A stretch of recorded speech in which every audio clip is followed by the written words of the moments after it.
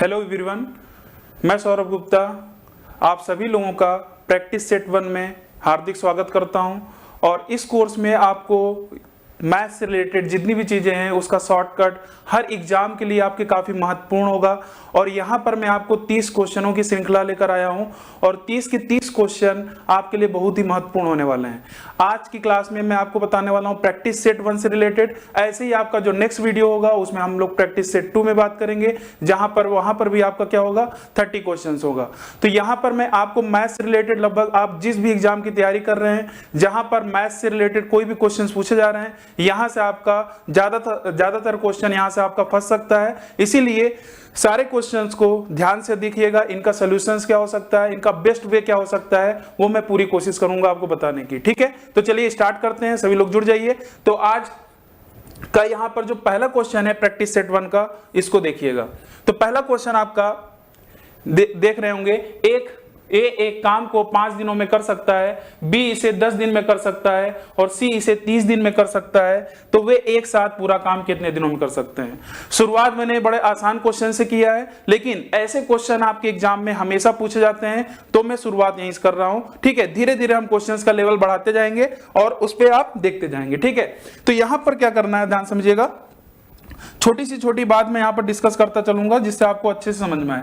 तो ए है, एक काम को कितने दिन में कर रहा है, 5 दिन में। ठीक है, बी कितने दिन में कर रहा है, 10 दिन में कर रहा है। ठीक है, सी इसे कितने दिन में कर रहा है, 30 दिन में कर रहा है। तो यहां पर आपको छोटी सी छोटी बात भी मैं यहां डिस्कस करूंगा जिससे इस प्रैक्टिस का आपको अच्छे से फायदा मिले। बाकी अगर आप हमसे अच्छे से अगर आपने पढ़ा होगा तो वहां पे भी आपको काफी फायदा मिला होगा। फिलहाल अभी तो हम लोग प्रैक्टिस के थ्रू यहां पर देख रहे हैं। तो यहां पर सबसे पहले क्या काम करते हैं, यहां पर इसका एलसीएम लेते हैं। और ये जो एलसीएम होता है यहां पर 5, 10 और 30 का अगर हम एलसीएम लेंगे तो यहां पर आपका इसका एलसीएम क्या हो जाएगा 150।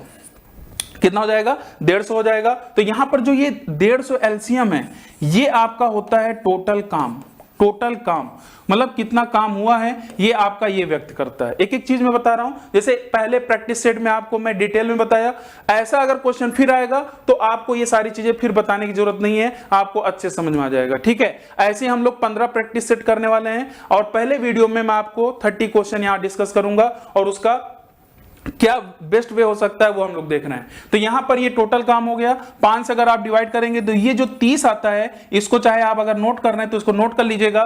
जो 30 होगा ये आपका ए के द्वारा एक दिन में किया गया काम है। एक दिन में किया गया काम कितना है, 30। ठीक है, इसका मतलब 5 दिन में कितना कर लेगा, 150 पूरा काम कर लेगा।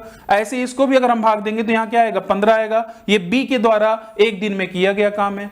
और एक चीज ध्यान रखिएगा, जो एक दिन में किया गया काम होता है वही उसकी क्षमता होती है, इफिशियंसी होती है। ठीक है, यहां पर अगर आप बात करेंगे कितनी बार जाएगा यहां पर अगर आप ध्यान दें तो ये 5 बार गया। इसका मतलब सी के द्वारा जो इसकी क्षमता होगी, इसका मतलब ये क्या करेगा कि एक दिन में जो काम करेगा 5 यूनिट काम किया गया होगा। ठीक है, इसका मतलब अगर आप बात करूं यहां पर सबसे अच्छी इफिशियंसी किसकी है, तो आप बोलोगे सबसे अच्छी इफिशियंसी क्षमता ए की है, क्योंकि वो एक दिन में 30 काम निपटा दे रहा है। ठीक है, मैंने अच्छे से डिस्कस कर दिया। अब हम लोग इस पे क्वेश्चन पर आते हैं। क्या पूछा है, बोला है कि एक साथ अगर पूरा काम करना हो तीनों को, मतलब ए प्लस बी प्लस सी अगर एक साथ काम कर रहा हो, तो आपको अच्छे से पता है अगर एक दिन का काम मैं निकालना चाहता हूं इन तीनों के द्वारा तो इनको आप जोड़ दीजिए। तो इनको आप जब जोड़ोगे तो 30, 15 कितना हो जाएगा, 45, 45 और 5 कितना हो जाएगा, 50। तो ये 50 यूनिट काम हो गया एक दिन का। और यही एक दिन का काम अगर हम टोटल काम से अगर इसमें भाग दे दें तो हमारा क्या आ जाएगा, 150/50। 150/50 तो हमारा आ जाएगा क्या, 3 दिन। और ये 3 दिन आपका क्या हो जाएगा, आंसर हो जाएगा। बात समझ में आ रही नहीं आ रही है? तो इस तरीके से आपको क्वेश्चंस को जल्दी आप सॉल्व कर सकते हैं। उम्मीद करता हूं कि आपको अच्छे समझ में आया होगा। धीरे धीरे ऐसे जब क्वेश्चन बनेंगे तो अब मैं ये नहीं बताऊंगा कि ये इसका मतलब क्या है, इसका मतलब क्या है, इसका मतलब क्या है, आपको अच्छे समझ में आ गया होगा। तो चलिए आगे बढ़ते हैं नेक्स्ट क्वेश्चन, सेकेंड पर। चलिए, जो दूसरा नंबर क्वेश्चन है इसको आप ध्यान से देखिएगा। दूसरे नंबर क्वेश्चन में यहां पर लिखा है कि 5% परसेंटेज में दिया है, कमीशन काटने के बाद एक टीवी की कीमत 15,200 रुपए है, उसका कुल मूल्य क्या होगा। ठीक है, इसमें कमीशन काटा गया है, मतलब इसमें कहीं ना कहीं जो भी ये वैल्यूज होगी, कहीं जो भी आपकी ओरिजिनल वैल्यू होगी, इसी का आपका 5% काट कर ये पैसा दिया गया है। ठीक है, तो सबसे पहले इसको समझिएगा ध्यान से, इस 5% का मतलब क्या है, इस 5% का मतलब क्या है, इसको ध्यान समझिएगा।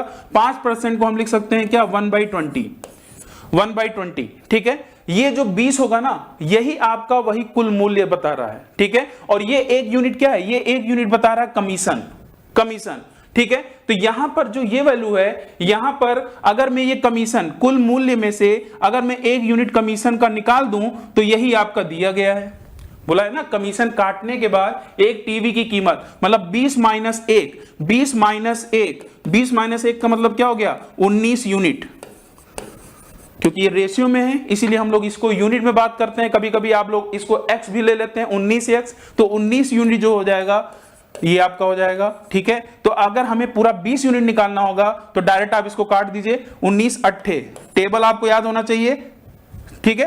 टेबल कहां तक, पूरा 20 तक का टेबल आपको अच्छे से याद होना चाहिए जिससे आपकी स्पीड बन सके। बड़े आराम से मैं करा रहा हूं, शुरुआत है 19 अट्ठे 152, तो ये 800 हो गया। तो हमें टोटल निकालना है, तो टोटल कितना है, 20 यूनिट, तो 20 यूनिट की वैल्यू क्या हो जाएगी, 800 गुणे 20 हो जाएगा। तो आपका आंसर आ जाएगा कितना, 16,000 रुपए, ठीक है। कितना आ जाएगा, 16,000 रुपए। तो इस तरीके से आपका इस क्वेश्चन का जवाब होगा। तो हमारा यहां पर आंसर क्या आया, 16,000 रुपए, ठीक है। उम्मीद करता हूं आपको अच्छे समझ में आ गया होगा। इसको आप जल्दी भी कर सकते थे, कैसे कर सकते थे, ध्यान दीजिएगा। इसको आपने लिखा और आपको पता है जब आप ये मुजवानी जब करते हैं 5% बराबर 1/20, तो समझ जाएंगे आप कि यहां पर 1/20 में 20 आपका टोटल है, उसमें क्या है, एक कमीशन काटा गया। एक कमीशन काटने के बाद आप यहां पर डायरेक्ट बोल सकते हैं कि 20/19, ठीक है, क्योंकि टोटल मुझे निकालना है। तो टोटल आपका 20 है, 19 कमीशन काटने के बाद अगर मैं इसको डिवाइड करूंगा फिर 20 से मल्टीप्लाई कर दूंगा तो डायरेक्ट हमारा आंसर एक बार में कितना आ जाएगा, 16,000, ठीक है। तो ये आपका आंसर हो जाएगा, इसका आंसर क्या आ जाएगा, बी हो जाएगा, ठीक है। बाकी जो आपको प्रैक्टिस बुक ई बुक मिला होगा उसमें भी आपको मैंने डिटेल में सॉल्यूशन बताया है, तो वहां से भी आपको काफी फायदा मिल रहा होगा, ठीक है। कभी भी कहीं भी कोई भी क्वेश्चन में अगर आपको दिक्कत आ रहा है तो आप यहां पर इस वीडियो के माध्यम से आप उसका सोल्यूशन डिटेल में देख सकते हैं, ठीक है। ये आपके लिए काफी बेनिफिशियल है। अगर आपको ये क्लास पसंद आ रही है तो मैं यही चाहूंगा कि अपने फ्रेंड्स को भी ये सारी चीजें बताएं जिससे उनको भी इसके बारे में अच्छे से पता चले, ठीक है। काफी फायदा होगा आपको। यहां पर अगर देखें थर्ड क्वेश्चन आपके सामने, यदि एक वृत्त का क्षेत्रफल, यदि एक वृत्त का क्षेत्रफल, वृत्त का मतलब सर्कल, एरिया, और परिधि का मतलब सरकमफ्रेंस, तो ए की अभिव्यक्ति सी के पदों में क्या, मतलब इसमें रिलेशन बताना है कि कैपिटल ए और सी में क्या रिलेशन बन रहा है, वही आपको यहां पर बताना है। और यहां पर पूछा है ए का जो मान बताना है वो किसके पद में बताना है, परिधि, परिधि का मतलब सरकमफ्रेंस के टर्म में आपको बताना है, ठीक है। तो सबसे पहले सारा फार्मूला आपको पता होना चाहिए। तो वृत्त का जो क्षेत्रफल है, क्षेत्रफल को हम ए से रिप्रेजेंट कर रहे हैं, तो इसका फार्मूला होता है पाई आर स्क्वायर। क्या होता है, पाई आर स्क्वायर। कैपिटल सी जो होता है, सरकमफ्रेंस जो होता है, ये होता है 2 पाई आर। अब इन दोनों में आपको रिलेशन बताना है, संबंध स्थापित करना है, वो भी यहां से ए का मान सी के टर्म बताना है। तो मैं क्या करूंगा, ध्यान दीजिएगा। यहां पर आपको दिख रहा है कि यहां पर आपको ऑप्शन में ए नहीं दिख रहा है, ऑप्शन में ए नहीं दिख रहा है, तो मैं क्या करूंगा, यहां से इस सी को मैं होल स्क्वायर दोनों साइड कर दूंगा, क्योंकि अगर आप ध्यान से देखें यहां पर सी स्क्वायर सी भी है, लेकिन यहां पर अगर आप ध्यान दें जब आप स्क्वायर करोगे तभी तो आर स्क्वायर आएगा और तभी हम ए की वैल्यू यहां पर पुट कर पाएंगे, ठीक है। तो यहां पर आप ध्यान दीजिएगा, मैं यहां पर क्या कर रहा हूं, इसको अगर मैं होल स्क्वायर कर दूं तो आ जाएगा सी स्क्वायर बराबर 4 pi square r square, 4 pi square r square. अब यहां से ए का मान क्या होगा, ध्यान दीजिएगा, पाई आर स्क्वायर के स्थान पर हम ए लिख सकते हैं, ध्यान दीजिएगा। तो मैं सी स्क्वायर बराबर 4 पाई और उसके बाद मैं क्या लिखूंगा, इनटू पाई आर स्क्वायर, क्योंकि पाई 2 बार है, तो पाई आर स्क्वायर की वैल्यू क्या आ जाएगी, ए आ जाएगी। अब आप बताइए, हम ए बराबर यहां से ए बराबर क्या लिख सकते हैं, सी स्क्वायर अपॉन 4 पाई, यही आपका क्या हो जाएगा, आंसर हो जाएगा। सी स्क्वायर अपॉन 4 पाई स्क्वायर होगा, ध्यान दीजिएगा यहां पर, क्योंकि एक स्क्वायर और था ना, ये सॉरी एक चीज ध्यान दीजिएगा, यहां पर 4 पाई स्क्वायर था और यहां से जो वैल्यूज निकली हैं मैं एक बार फिर से बता दूं जिससे आपको अच्छे समझ में आ जाए। ये पाई आर स्क्वायर है, ध्यान दीजिएगा। तो ये पाई आर स्क्वायर की वैल्यू कितनी थी, ए, तो इसके स्थान पर ए आया, तो सी स्क्वायर अपॉन 4 पाई। देखिए झटका लग सकता है क्योंकि एक ऑप्शन बड़ा क्लोज दिया है, देखिए 4 पाई और 4 पाई स्क्वायर। तो यहां पर जो आपका आंसर होगा सी स्क्वायर अपॉन 4 पाई, तो डी ऑप्शन हो जाएगा। ठीक है, उम्मीद करता हूं कि आपको अच्छे से ये बात क्लियर हो गई होगी। अब हम लोग आते हैं नेक्स्ट क्वेश्चन पर। ठीक है, चलिए, तो इसका आंसर क्या आएगा, डी आएगा। यहां पर ध्यान रखिएगा, क्योंकि अगर यहां पर 1 पाई अगर इग्नोर कर दिए तो पहला ऑप्शन आपका मिल सकता है, तो एग्जामिनर इस बात का काफी फायदा उठाता भी है। चलिए, फोर्थ क्वेश्चन पर आते हैं, स्टार लगा लीजिएगा। और हर प्रैक्टिस के साथ जो दूसरा प्रैक्टिस होगा, प्रैक्टिस जो सेट होगा, वहां पर भी इसी के तरीके आपको कुछ नए नए क्वेश्चन और दिखते जाएंगे। इसका मतलब मेरा यहां पर जो 15 प्रैक्टिस कराने का मकसद है, यहां से आपको लगभग हर एग्जाम के लिए काफी बेनिफिशियल है, क्योंकि पहले प्रैक्टिस सेट से जब आप करना स्टार्ट करोगे तो आप पूरे 15 जब पूरा प्रैक्टिस देख लोगे, पूरा प्रैक्टिस इसका सोल्यूशन पूरा देख लोगे, तो इसका फायदा आपको काफी मिलने वाला है। आपको लगेगा पूरा मैथ्स रिवीजन हो गया। ठीक है, इस तरीके से ये सारी चीजें बनाई गई हैं। हर एक क्वेश्चन 30 क्वेश्चन में लगभग आपको सारे चैप्टर्स की यहां पर झलकियां दिख जाएंगी, जहां पर ये ऐसा लगेगा ही नहीं कि मतलब कोई चीज ज्यादा हो गया, कोई चीज कम हो गया है, सभी बराबर वेटेज में मैंने सभी को यहां पर रखा है। ठीक है, तो यहां पर देखिए फोर्थ जो क्वेश्चन है, तो फोर्थ क्वेश्चन क्या दिया गया है, एक व्यापारी एक वस्तु 380 रुपए में खरीदता है, तो व्यापारी को कितना मूल्य अंकित करना चाहिए ताकि 5% की छूट देने पर भी उसे 25% का लाभ मिले। बात समझ में आ रही है? तो यहां पर अगर आप ध्यान दें, यहां पर आपको क्या करना है, ध्यान समझिएगा। 380 रुपए में खरीदता है, ठीक है, उसके बाद बोल रहा है कितना मूल्य अंकित करना चाहिए, उसके बाद लिखा है 25% का लाभ यहां दिख रहा है और 5% की छूट। मतलब ये क्वेश्चन इतनी बार पूछा गया है, आप काउंट भी नहीं कर सकते। ठीक है, तो अगर जो इतनी बार क्वेश्चन पूछा गया है, तो मुझे क्या करना है, उसको अच्छे से स्टार लगा लीजिए इस पे, और एक बार अच्छे समझ लीजिए, कभी भी लाइफ में ये क्वेश्चन गलत ना हो। ठीक है, इसी तरीके से हम अपने हर सेक्शन पर काम कर सकते हैं, हर टाइप पे काम कर सकते हैं। ठीक है, बस ऐसे ही हमारे साथ बने रहिए। तो यहां पर अगर आप ध्यान दें, बस यहां पर एक चीज को क्या ध्यान रखना है कि एमपी का मतलब मार्क प्राइस, जिसे हम अंकित मूल्य बोलते हैं, और सीपी, इसका जो रेशियो होता है ये किसके बराबर होता है, इसको आपको लिख लेना है। इसका भी पूरा प्रूफ होता है, लेकिन ये आपको याद रखना है, जिससे आप, क्योंकि आप प्रैक्टिस कर रहे हैं, जिससे आपको अच्छे से क्लियर रहे। यहां पर जो हो जाएगा 100, क्योंकि एमपी है तो एमपी के सामने हम लोग ये नहीं कि डिस्काउंट लिख देंगे, ध्यान दीजिएगा। एम 100 प्लस आपका ये पी हो जाएगा, प्रॉफिट परसेंटेज में होगा। ठीक है, ये पूरा परसेंटेज होगा, क्योंकि रेशियो में है इसीलिए मैं परसेंटेज नहीं लिख रहा हूं, क्योंकि ऊपर नीचे कट जाएगा। ठीक है, यहां पर अगर आप बात करते हैं तो ये आ जाएगा 100 माइनस डिस्काउंट। डी आपका डिस्काउंट बता रहा है और पी क्या है आपका, परसेंटेज है, मतलब ये प्रॉफिट है। ठीक है, तो यहां पर अगर इसको सॉल्व करेंगे तो एमपी आपको निकालना है, सीपी की वैल्यू कितनी है, 380 है, और 100 प्लस पी मतलब प्रॉफिट कितने का था, 25 का था, तो 125 हो गया, और डी डिस्काउंट 5% की छूट है, तो यह कितना हो गया, 95 हो गया। बस इसको आपको सॉल्व कर लेना है। तो इसको आप सॉल्व करेंगे तो 5 दूनी 10, 5 पचम 25, ये आपका हो जाएगा 25/19। ठीक है, ये देखिए ये भी कट जाएगा, 19 दूनी 38, 20, तो मार्क प्राइस जो आ जाएगा आपका 20 गुणे 25, 20 गुणे 25, तो 25 दूनी 50 और एक जीरो और लग जाएगा, तो हमारा आंसर क्या आ जाएगा, 500 रुपीज। आंसर क्या होगा, 500 रुपीज, ए ऑप्शन।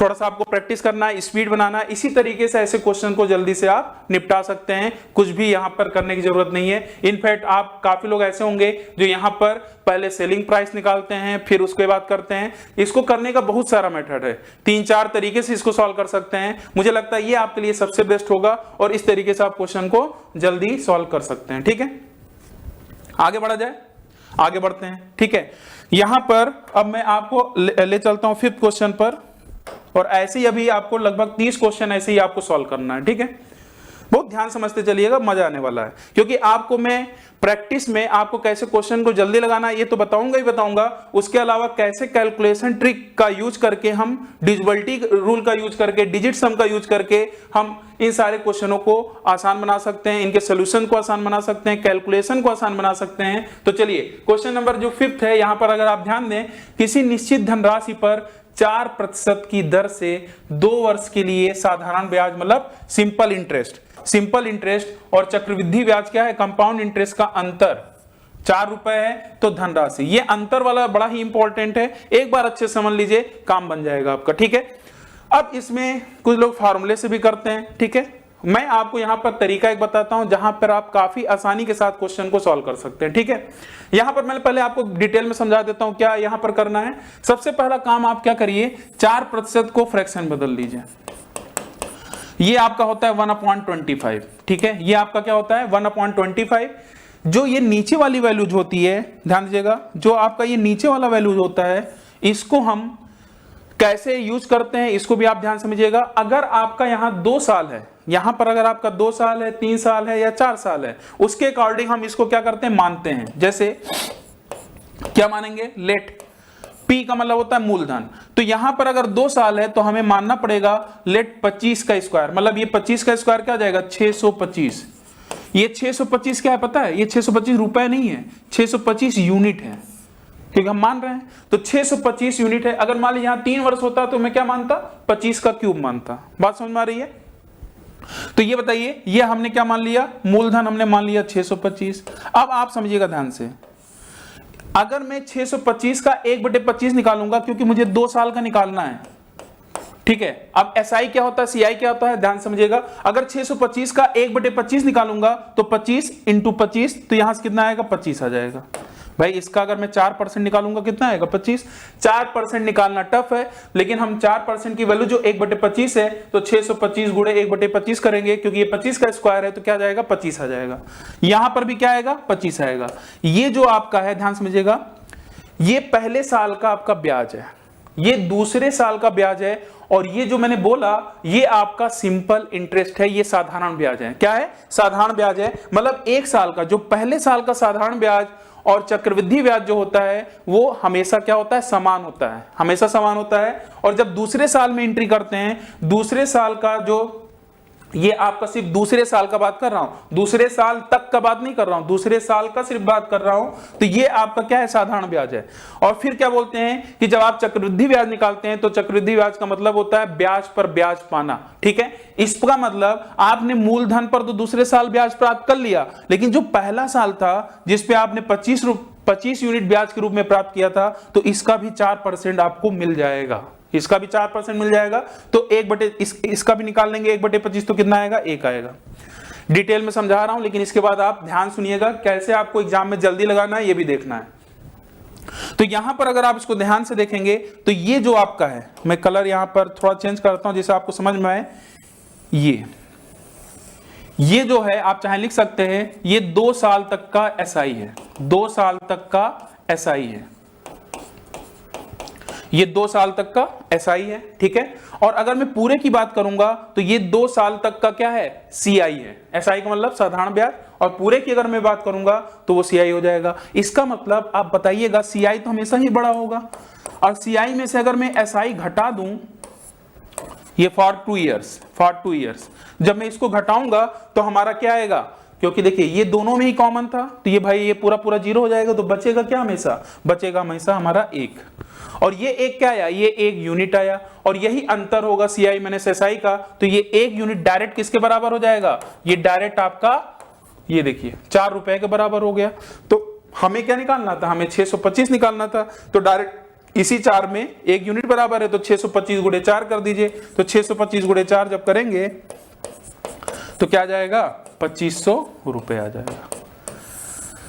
देखिए समझ में तो आ गया होगा, लेकिन इस तरीके से करेंगे तो बहुत ही पीछे रहेंगे, क्योंकि आप प्रैक्टिस बैच ये ज्वाइन किए हैं, तो प्रैक्टिस में सेट जो आप कर रहे हैं, यहां पर आपको जबरदस्त तरीके से बहुत नई नई चीजें बताने वाला हूं, जिससे आपको काफी इसका फायदा मिले, ठीक है। बाकी तो आपको बुक में ये सारी चीजें दिख जाएंगी। अब आपको एग्जाम में क्या करना है उसको आप समझिएगा।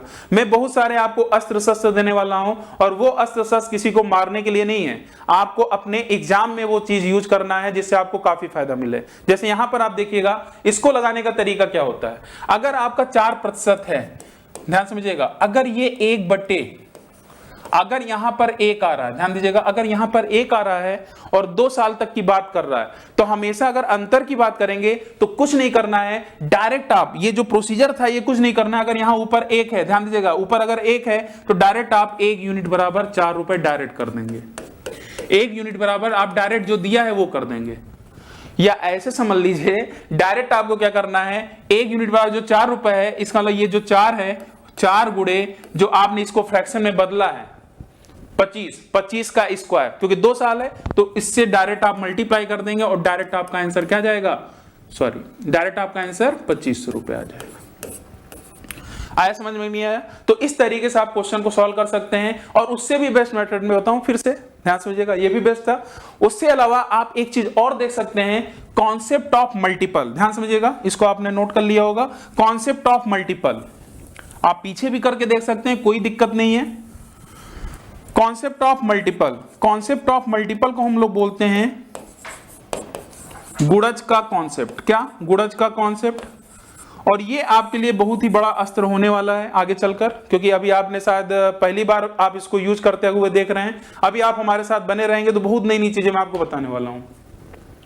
तो कॉन्सेप्ट ऑफ मल्टीपल में आपने क्या देखा, ध्यान समझिएगा कि ये 25 का स्क्वायर जो होगा 625 होगा, 625। इसका मतलब यहां पर हमारा जो 5 है, यहां 5 दो बार है, 5 गुणे 5। जब मैं स्क्वायर करूंगा तो 5 कितनी बार आएगा? 4 बार आएगा। इसका मतलब जो हमारा ऑप्शन होगा, उसमें 100% 5 का फैक्टर, मतलब 5 गुणे 5 गुणे 5, मतलब ये आपका 5 आपका फैक्टर जो होगा वो 4 बार आ रहा होगा। इसका मतलब हम डिविजिबिलिटी रूल लगा सकते हैं। किससे कट रहा है? नंबर ऑफ 5 कैसे निकालते हैं ये भी आपको पता होना चाहिए, ठीक है। तो यहां पर अगर आप ध्यान दें, अगर ये 100 सभी में है, लास्ट में अगर डबल जीरो है तो डबल जीरो का मतलब क्या हो गया? डबल जीरो का मतलब ये है कि लास्ट में, ये देखिए ध्यान से, कि 5 कितनी बार आ रहा है। अगर आपका 100 होता है तो 5 आपका 2 बार आता है, 2 बार आता है। इसको सब अच्छे समझिएगा, शुरुआत में भले टाइम लगेगा, लेकिन जैसे जैसे हम आगे चलते जाएंगे तो अगर कोई चीज वैसा रिपीट हुआ तो मैं ज्यादा टाइम नहीं दूंगा, ध्यान दीजिएगा। तो 5 का क्यूब 2 का क्यूब हो गया, फिर मान लीजिए 1 जीरो और बढ़ गया तो इसका मतलब क्या हो गया? 1 5 और बढ़ जाएगा। तो ये चीज पता, ये चीज ध्यान रखिएगा, नंबर आप जीरो निकालने में भी काम आएगा। 10 में क्या होता है? 1 5 1 2 होता है। क्लियर है? तो अब देखिए बहुत जल्दी करने वाले हैं। आपको पता है कि जो भी आंसर आएगा वो हमेशा 625 का मल्टीपल होगा। 625 का भले टेबल नहीं आता आपको, लेकिन आपको पता है उसके अंदर 5 कितनी बार है? फैक्टर के रूप में, इनटू के रूप में 4 बार, 4 बार, मतलब 25 गुणे 25। तो अब आप ध्यान दीजिएगा, डबल जीरो लगा है, इसका मतलब 2 बार यहां 5 आया, और इस 25 में भी 2 बार 5 आया। यहां तो चांसेस है, यहां पर आता हूं, यहां पर 2 बार 5 आया, क्या 24 में 5 आएगा? नहीं आएगा। यहां देखिए, यहां भी 2 बार 5 आया, लेकिन 26 में नहीं आएगा। यहां पर जब आते हैं, यहां 3 बार 0 है, और जब 3 बार 0 होता है तो 5 कितनी बार आता है? 5 आपका 3 बार आता है। तो 5 3 बार आया, लेकिन इस 2 में 5 नहीं है। इसका मतलब यहां पर सिर्फ 3 ही बार 5 था। यही हमारा आंसर आ गया। सिर्फ समझाने में टाइम लगा। अगर आपका दिमाग चलने लगा तो आप बस यहीं से देखा 625 मतलब 5 आपका 4 बार है, इस मतलब तुरंत आप आंसर यहां पर तुरंत टिक कर सकते हैं, ठीक है। ये देखिए, ऐसा नहीं है कि, देखिए बहुत तरीके से सब लोग बताते भी हैं, लेकिन जो आपको एग्जाम में लगाना है, जो एग्जाम वाला अप्रोच आपका होना चाहिए, वो इतना सॉलिड होना चाहिए कि आपका बहुत सारा समय बचे। और वही मेरी कोशिश है, और इस कोर्स का लाने का मकसद भी मेरा यही है, जिसको आपको इसका मतलब आप देखिए तो इसको काफी ज्यादा आपको यहां पर बेनिफिट आपको मिले, ठीक है। उम्मीद करता हूं आपको अच्छे समझ में आया होगा। मैंने काफी ज्यादा टाइम दिया, लेकिन आगे चलकर इतना ज्यादा टाइम नहीं दूंगा, क्योंकि उसी तरीके से अगर मुझे बताना है, जब भी कोई नई चीज आएगी तो उसमें मैं टाइम दूंगा, जिससे आपको अच्छे से वो बात समझ में आए, ठीक है। क्वेश्चन नंबर 5 था, इसका आंसर क्या आ गया? 2500। और भी बहुत सारे तरीके हैं, ठीक है। चलिए स्टार लगा लीजिएगा, ये भी अच्छा क्वेश्चन है, एक बार आप भी पढ़ लो। मुझे 9% हानि होती है जब मैं 1 रुपए में 15 पेंसिलें बेचता हूं, ठीक है। मुझे उसे 1 रुपए में कितने की दर से बेचना चाहिए कि 5% का लाभ हो जाए? 5% का लाभ हो जाए, ठीक है। बड़ा आसान तरीका है, ध्यान समझिएगा। जब भी हम लोग रुपीज की बात करते हैं, प्राइस की बात करते हैं, या क्वांटिटी की बात करते हैं, तो वहां पर आपका इनवर्सली प्रोपोर्शनल रेशियो बनता है। कहने का मतलब यह है, जैसे मैंने लिखा 9% की हानि होती है, इसका मतलब कोई भी चीज अगर वो खरीदा होगा तो 100 में खरीदा होगा। अगर वो बेच रहा है तो 9% की हानि हो रही है, तो कितने में बेच रहा होगा? तो आप बोलोगे सर 91 में बेच रहा होगा। समझिएगा ध्यान से, 91 में बेच रहा होगा। ऐसे यहां पर अगर 5% का लाभ है, तो 5% का लाभ का मतलब क्या है? 100 में था, 100 में खरीदा था, 5% का अगर लाभ ले रहा है तो इसका मतलब ये 105 हो गया होगा। क्लियर है? 105 हो गया। अब यहां पर समझिएगा जो आपके लिए इंपॉर्टेंट है, क्योंकि यहां 15 पेंसिलें हैं, और दूसरा आपसे पूछ रहा है कि 5% का लाभ 1 रुपए में ही बेच रहा है, दोबारा भी, लेकिन उसे चाहिए 5% का लाभ, तो कितने पेंसिलें बेचनी पड़ेंगी? तो यहां पर ये जो आपका 15 है, इसके लिए आपको क्या करना होगा, क्योंकि डायरेक्ट ये इनवर्सली प्रोपोर्शनल होता है, तो ये 15 आप कहां लिखोगे? यहां पर लिखोगे। क्योंकि 91 देखिए इसके साथ ये 15 है ना, तो इनवर्सली प्रोपोर्शनल है, इसीलिए बराबर जब मैंने लिखा इस 15 को नीचे लिखा और जो निकालना था यहां पर मैंने x लगा दिया। आया समझ में? अगर रुपीज में होता, अगर यहां पर जो 1 रुपए अगर इस तरीके से बदल कर देता तो वहां पर मैं रुपीज को डायरेक्टली प्रोपोर्शनल में करता, लेकिन ये क्वांटिटी है इसलिए ये इनवर्सली प्रोपोर्शनल में किया। इसके सामने वाला जो पेंसिल था उसको मैंने नीचे लिखा, इसके वाला ऊपर लिख दिया। ठीक है, इसका मतलब अब आप देखिएगा कितनी बार जाएगा, 15 सत्ते 105 और 7 से इसको काट दिया तो 13 सत्ते 91, तो आंसर कितना आ जाएगा 13 पेंसिलें। आंसर कितना आएगा 13 पेंसिलें, यही आपका आंसर हो जाएगा। समझ में आया कि नहीं? ठीक है, चलिए आपको अच्छे समझ में आ गया होगा, स्टार लगा लीजिएगा। ये सारे ऐसे क्वेश्चन हैं जो आपको परेशान कर सकते हैं। उम्मीद करता हूं इन सारे क्वेश्चन को आप नोट्स बना रहे होंगे जिससे आपको आगे चलकर काफी फायदा मिले। चलिए क्वेश्चन नंबर आते हैं 7 पर। क्वेश्चन नंबर 7 आप करिए। ठीक है, एक बार आप पढ़ लीजिए, क्वेश्चन नंबर 7 को लगाइए।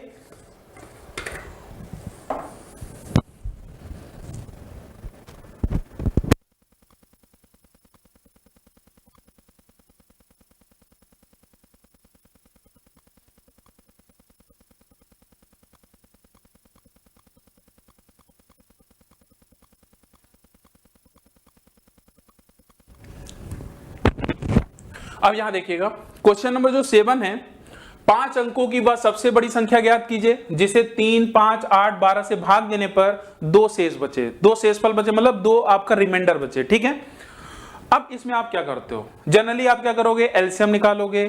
ठीक है, फिर जो भी एलसीएम आएगा फिर उसमें भाग और देकर 5 अंकों की एक बड़ी संख्या लेकर भाग देकर कुछ जोड़ोगे घटाओगे, पता नहीं क्या क्या क्या करते रहोगे।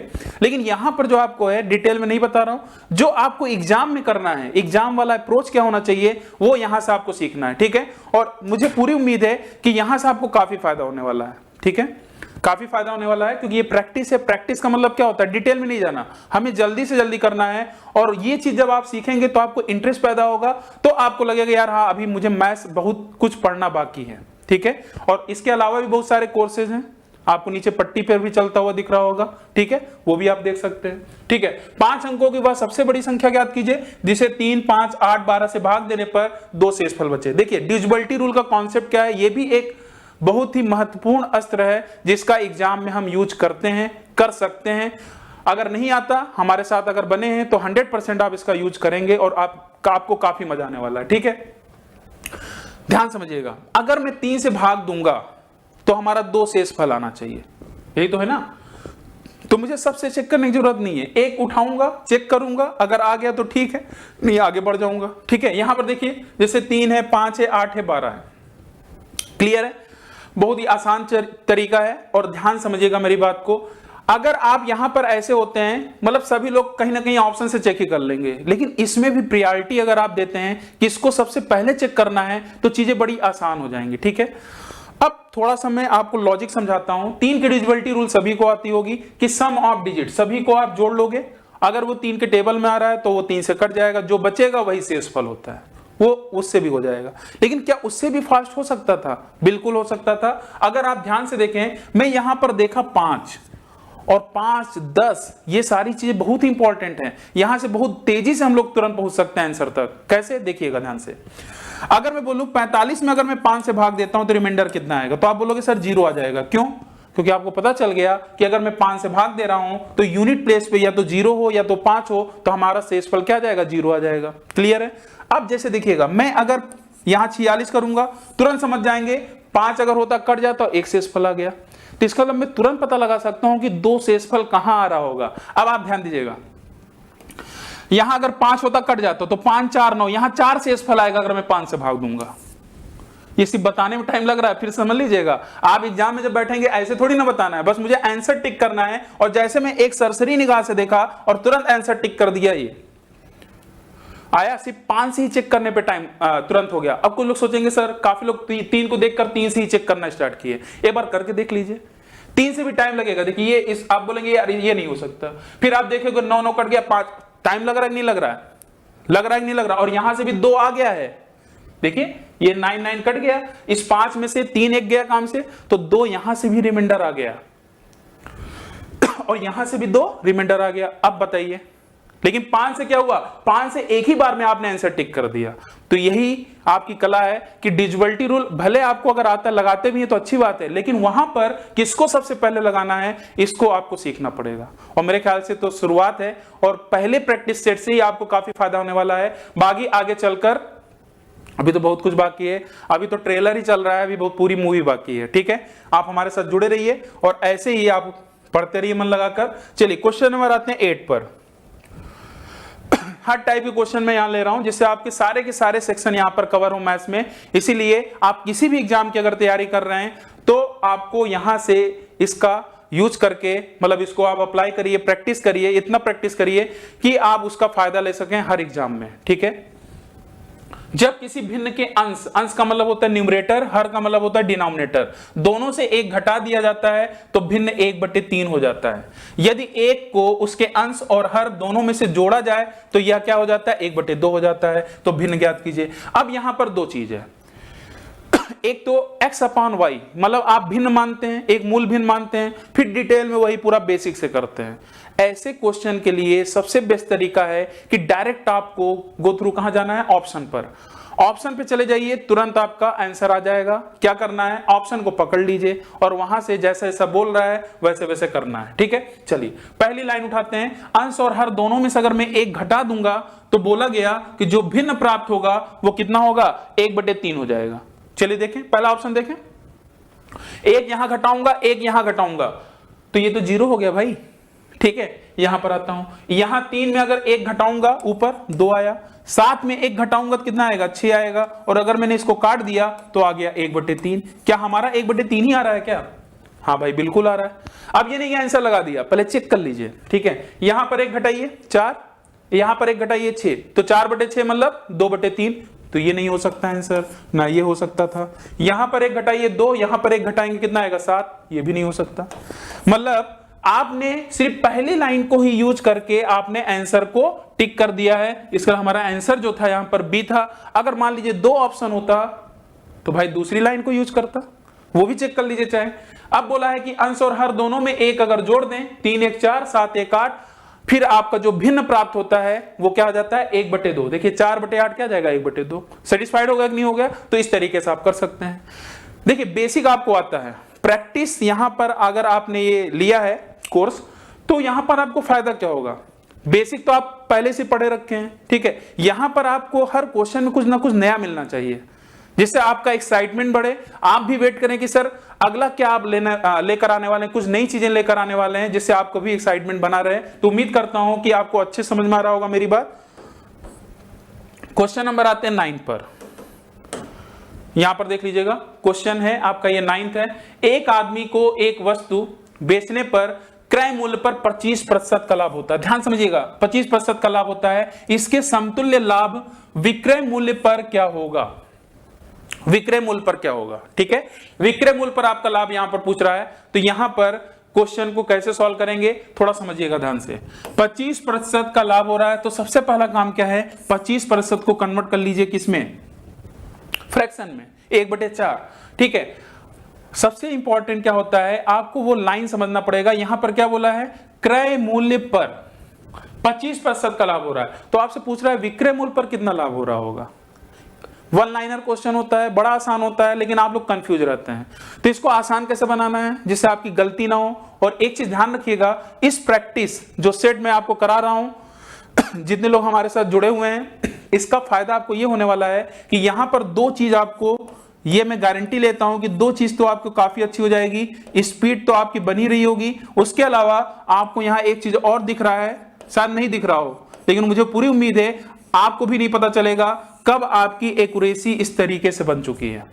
एक्यूरेसी भी जबरदस्त हो गई क्योंकि हर बार हमारा आंसर क्या आ रहा है, सही आ रहा है। स्पीड तो आ ही रही है, लेकिन उसके अलावा हम लोग काफी जल्दी से, तेजी से आंसर भी कर रहे हैं, लेकिन एक्यूरेसी के साथ कर रहे हैं। हर बार आंसर हमारा सही आना चाहिए जिससे आपका स्कोर ज्यादा हो। 1/4 की अगर बात करें तो ये 25% 1/4 हो गया।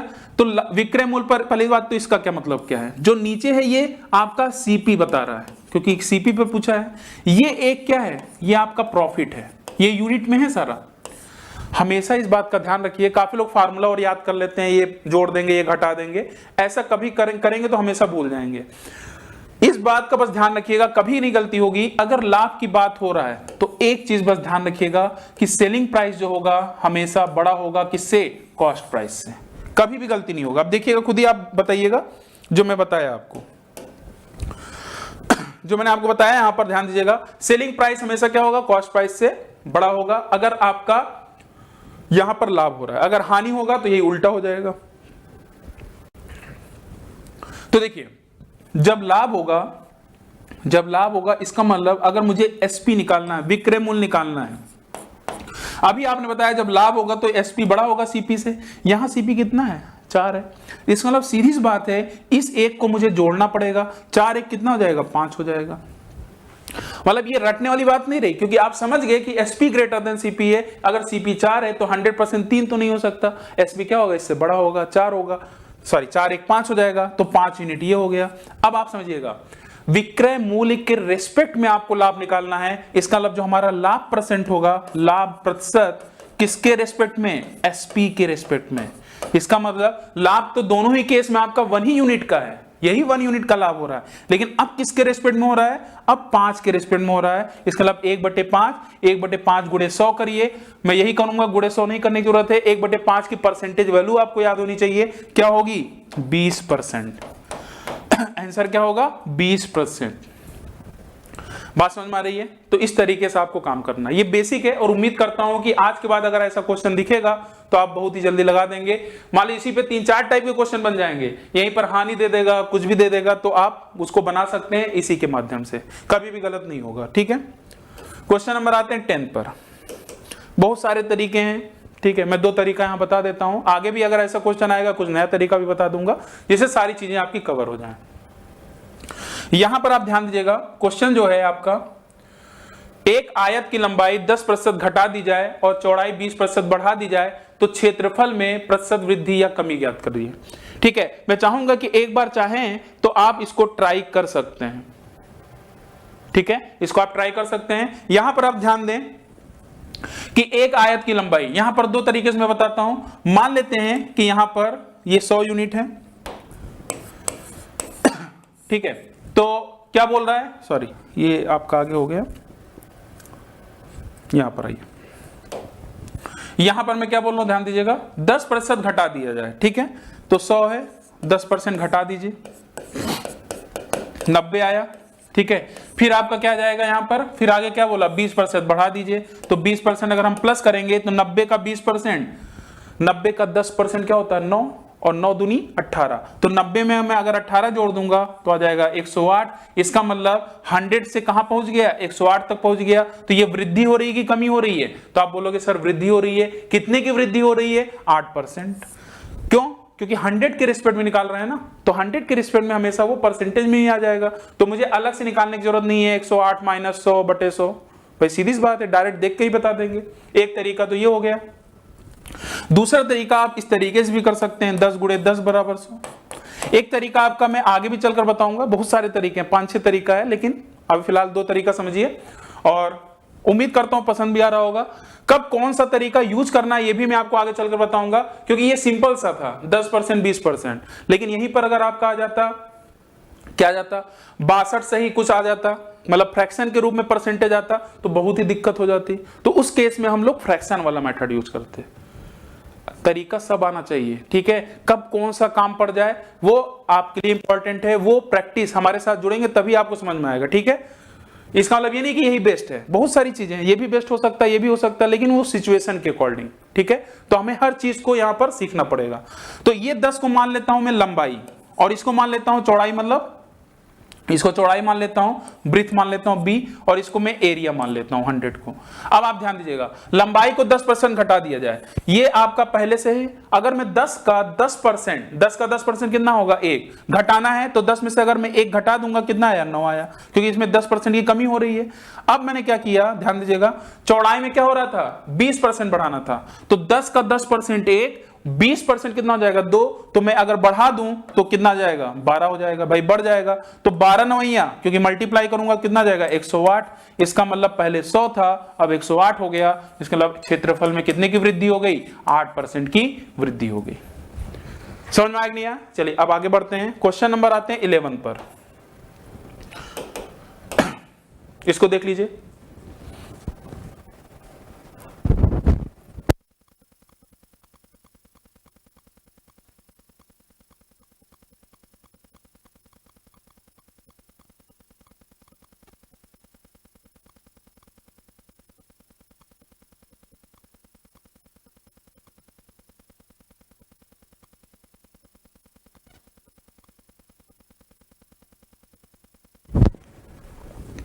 चलिए नेक्स्ट क्वेश्चन, किसी टंकी का 3/4 भाग पानी से भरा हुआ है, उसमें से 30 लीटर, ठीक है, उसमें से 30 लीटर पानी निकाल दिया जाए तो टंकी खाली हो जाती है। टंकी की धारिता का मतलब कैपेसिटी कितना भर जाएगा, वही टंकी की पूरी पूछ रहा है, कितनी कैपेसिटी हो सकती है उसकी।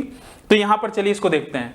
3/4 भाग का मतलब पता है 75%, 75%, ठीक है। तो इसका मतलब 75% किसके बराबर है भाई, उसमें से 30 लीटर पानी निकाला जा रहा है तो टंकी खाली हो जा रही है। बोल रहा है ना 3/4 भाग पानी से भरा हुआ है और 30 लीटर जब पानी निकाल दे रहे हैं तो टंकी खाली हो जाती है। इसका मतलब पूरा का पूरा यही 75% निकाल दिया जा रहा है, 75% निकाल दिया जा रहा है। इसका मतलब यही 75% क्या है, 30 के बराबर है। यही 75% क्या है, 30 के बराबर है, 30 लीटर के बराबर है। तो देखिए कितनी आसानी से हम लोग इसको 100% तक ले सकते हैं। कैसे लेंगे, ध्यान दीजिएगा। अगर मैं यहां पर 5 से इसको काट दूं तो आप देखेंगे यहां पर आ जाएगा 5 एकम 5, या आप 3 से काट दीजिए। देखिए 3 से काटेंगे बड़ा और आसान हो जाएगा। 3 दूनी 6, 3 पचे 15, 25%, और यहां आ गया 10 लीटर। आपने बोला क्या सर पूरा क्यों नहीं काटा, रीजन था, देखिए 25% जैसे ही बना तो आपको पता है कि मुझे 100% चाहिए तो गुणे 4 कर दीजिए, और इसमें भी गुणे 4 कर दीजिए। तो कितना हो जाएगा 100%, और 100% किसके बराबर हो जाएगा 40 लीटर। आंसर कितना जाएगा, सी ऑप्शन। ठीक है, समझ में आ रहा है, आसान सा है, इस तरीके से आप कर सकते हैं। चलिए कुछ क्वेश्चन आसान है तो जल्दी से हम लोग बढ़ते हैं। यहां पर देखिएगा क्वेश्चन नंबर आते हैं 12 पर। क्वेश्चन नंबर 12 जो है यहां पर इसका महत्तम समापवर्तक निकालना है, एचसीएफ निकालना है। क्या निकालना है, एचसीएफ निकालना है, A+3। ठीक है, एचसीएफ कैसे निकलेगा ध्यान दीजिएगा। फिलहाल देखते हैं, इसका आपको फैक्टराइजेशन निकालना आता होगा तो चलिए इसको भी जल्दी हम लगा सकते हैं। तो अगर ये 12 है तो 12 का फैक्टर कितना आ जाएगा, 12 को हम क्या लिख सकते हैं 4 × 3, और 4 3 7 आ गया। तो मैं यहीं से समझ जाऊंगा, इसका एक बार में लिख दूंगा, इसका फैक्टर होगा A+4 A+3।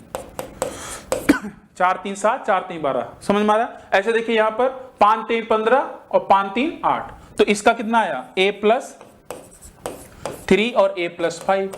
एचसीएफ का मतलब होता है इन दोनों में जो कॉमन होगा वही एचसीएफ होगा। चलिए देख लेते हैं इसमें क्या कॉमन दिखा। इसमें आप देख रहे होंगे यहां पर जो एचसीएफ दिख रहा होगा दोनों में A+3, यहां भी कॉमन है, यहां भी कॉमन है। तो इसका मतलब इस क्वेश्चन का जो आंसर होगा वो होगा डी ऑप्शन A+3। आसान सा है, कर सकते हैं। क्वेश्चन नंबर आते हैं 13 पर।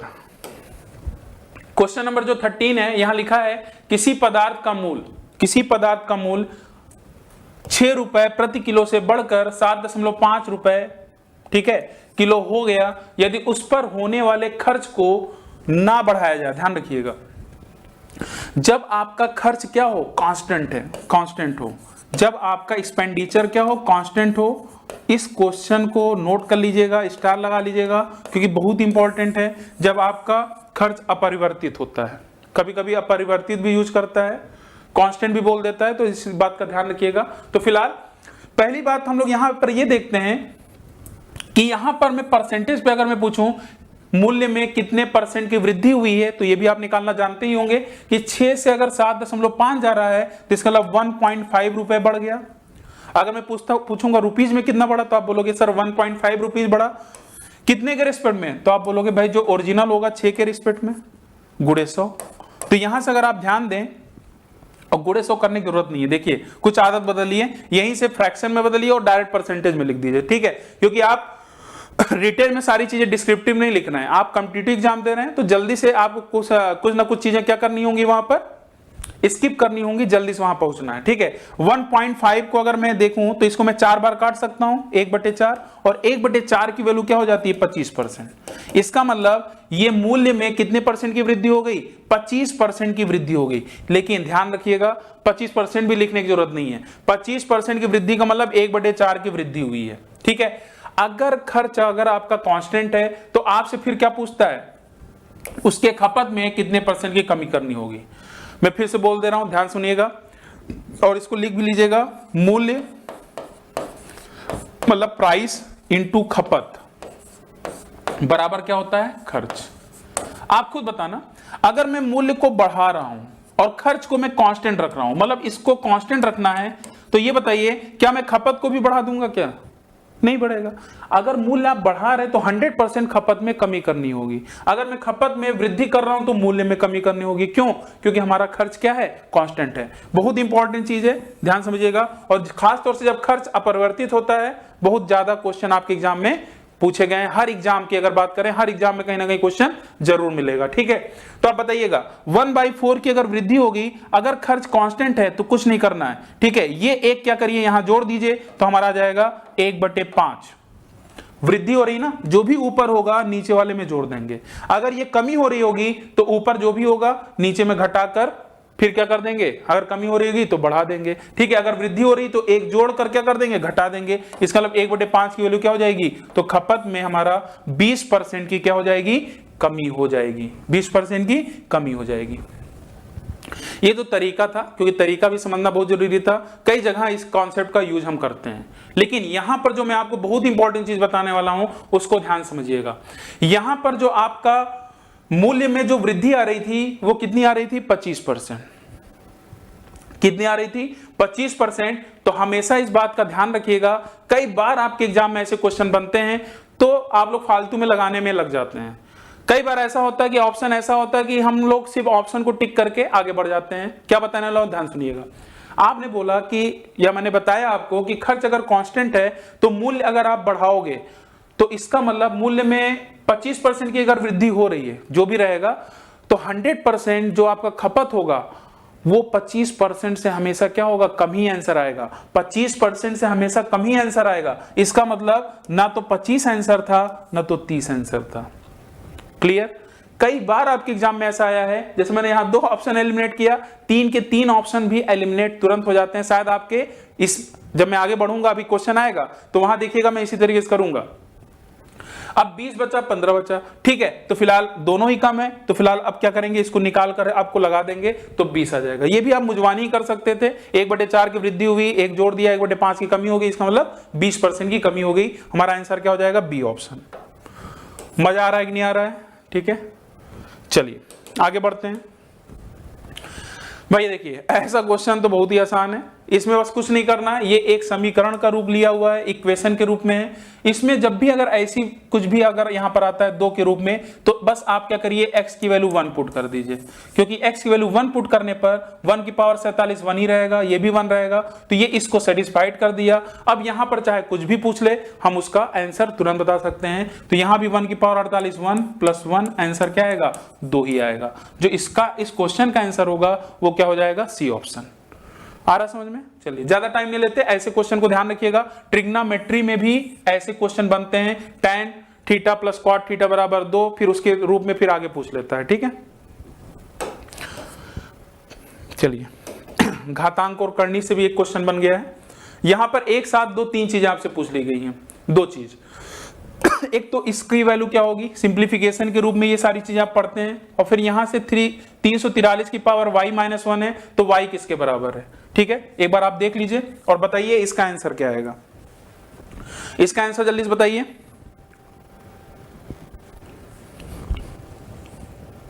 चलिए यहां देखिएगा, अगर ये इंफिनिटी तक जा रहा है, अगर ये इनटू में है, तो इसकी वैल्यू आप जो भी अंदर दिख रहा है उसी को लिख दीजिए, ठीक है।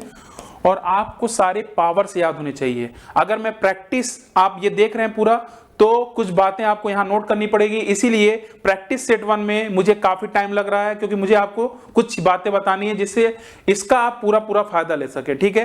क्या करना है आपको, अगर आपको अपनी स्पीड बढ़ानी है तो सबसे पहला काम क्या करना है, 1 से लेकर 20 तक का पूरा टेबल याद होना चाहिए। 1 से लेकर कोशिश यही करना है कि कम से कम 31 तक का स्क्वायर तो 100% याद रहे। लेकिन ऐसा नहीं है, कोई बाउंडेशन नहीं है, आप चाहो तो 1 से लेकर 60 तक भी याद कर सकते हो। उसके अलावा आपको 1 से लेकर 21 तक का क्यूब याद करना है। अगर आप कॉपी बनाए हुए हो मैथ्स की, तो वहां पर शुरुआत के पेजेस में ये सारे होने चाहिए। पहले पेज पे ये, फिर ये, फिर ये, फिर उसके बाद जो सबसे इंपॉर्टेंट है, जो आपके पूरे कैलकुलेशन में 4 चांद लगा देगा और घातांक करनी बहुत सारे चैप्टर्स में भी यूज होगा। वो क्या है ध्यान समझिएगा, 2 की पावर 1 से लेकर 2 की पावर 12 तक, 3 की पावर 1 से लेकर 3 की पावर 8 तक, 4 की पावर 1 से लेकर 4 की पावर 6 तक, ठीक है, 5 की पावर 1 से लेकर 5 की पावर 6 तक, ये सब पूरा आपको लिखना है अपने से। 6 की पावर 1 से लेकर 6 की पावर 4 तक, 7 की पावर 1 से लेकर 7 की पावर 4 तक, 8 की पावर 1 से लेकर 8 की पावर 4 तक, 9 की पावर 1 से लेकर 9 की पावर 4 तक। अगर आपको स्पीड बनाना है तो इस पे भी आपको काम करना होगा। कहने का मतलब ये है, अगर मैंने पूछा 3 की पावर 8 क्या होगा तो तुरंत आपको बताना होगा 65 61 6561। क्लियर। अगर मैं पूछा कि 5 की पावर 6 क्या होता है 15625, मतलब तुरंत बताना है। और ये कैसे होगा, बार बार लिखकर देखकर जहां भी आप पढ़ाई करते हैं वहां पेस्ट कर दीजिए और पढ़ते रहिए, तुरंत याद हो जाएगा। अब आप बोलेंगे सर इसका फायदा क्या रहा, क्योंकि इसका फायदा यहां होने वाला है, क्योंकि आपका तुरंत आप स्ट्राइक करेगा 343 जैसे ही आपको दिखा और यहां 7 है, तुरंत समझ जाएंगे ये 7 की पावर 3 है। 7 की पावर 3 कैसे, क्योंकि मुझे याद था, ऐसे आपको भी याद होगा, तुरंत आप करोगे। 7 की पावर 3 और इसकी पावर y माइनस है तो मैं डायरेक्ट 3 का मल्टीप्लाई इसमें कर दूंगा तो 3y माइनस 3, 3y माइनस 3, और यहां क्या आ गया 7 की पावर 1। अगर बेस सेम होता है तो पावर आपकी क्या हो जाती है, बराबर हो जाती है। तो चलिए बराबर कर दें, 3y माइनस 3 बराबर 1, और ये इधर आएगा तो माइनस 3 प्लस 1 क्या हो जाएगा 3y इक्वल टू 4, तो y बराबर क्या आ जाएगा 4/3। y बराबर क्या आएगा 4/3। गलती से 3/4 ना कर दीजिएगा झटके में, कहीं पता चला कोई ऑप्शन मिल गया, हाँ मिल भी गया, देख लीजिए। एग्जामिनर तो इस बात का बड़ा फायदा उठाता है, इसलिए आप गलती ना करिएगा। आंसर क्या आएगा 4/3। समझ में आया कि नहीं आया, ये सब नोट कर लीजिएगा, बहुत इंपॉर्टेंट है। आगे मैं अब ये नहीं बताऊंगा, अब ये आपका काम है इस पे, ठीक है। चलिए आगे बढ़ा जाए। यहां देखिए क्वेश्चन नंबर आ जाइए 16 पर। 16 अगर आप ध्यान से देखें, एक रेलगाड़ी 125 मीटर लंबी है, रेलवे लाइन के किनारे लगी, किसी पेड़ को यह रेलगाड़ी 30 सेकंड में पार कर रही है। देखिए जब पेड़ को पार कर रहा हो, पोल को पार अगर कर रहा है, या व्यक्ति को किसी को पार कर रहा हो, मतलब कोई ऐसी चीज जो जिसकी दूरी नगण्य हो, जैसे प्लेटफॉर्म में काफी लंबाई होती है तो इसको इग्नोर नहीं किया जाता, रेलगाड़ी को इग्नोर नहीं किया जा सकता अगर पार कर रहा है, ठीक है। जो भी पोल है, पेड़ हैं, इस तरीके की अगर कुछ चीजें हैं उनको इग्नोर कर दिया जाता है। तो यहां पर रेलगाड़ी की जो लंबाई है, और आपको पता है कि जो स्पीड होगा डिस्टेंस अपॉन टाइम, चाल बराबर दूरी बटे समय होता है। बस कुछ नहीं करना है, यहां पर आपको रेलगाड़ी की जो लंबाई दी है, दूरी जो दी है 125 मीटर, यूनिट ध्यान रखिएगा, और रेलगाड़ी 30 सेकंड में पार कर रही है तो मैंने 30 लिख दिया। लेकिन जो ऑप्शन है, ऑप्शन आपका किलोमीटर पर आवर में है और ये मीटर पर सेकंड में है, तो ध्यान रखिएगा मीटर पर सेकंड से जब किलोमीटर पर आवर में कन्वर्ट करते हैं तो यहां पर आपको करना पड़ेगा क्या 18/5, और किलोमीटर से जब आप मीटर पर सेकंड में करते हैं यही उल्टा कर देते हैं, 5/18 कर देते हैं, ठीक है। तो इसको काट दीजिए, 5 दूनी 10, 5 पचम 25, 5 पचम 25, 5 छंग 30, 6 त्रिक 18, 5 तिहाई 15, तो 15 किलोमीटर पर आवर, यही हमारा आंसर है, 15 किलोमीटर पर आवर, ठीक है। चलिए क्वेश्चन नंबर आते हैं 17। क्वेश्चन नंबर 17 देखिएगा, यहां पर आप ध्यान दीजिएगा,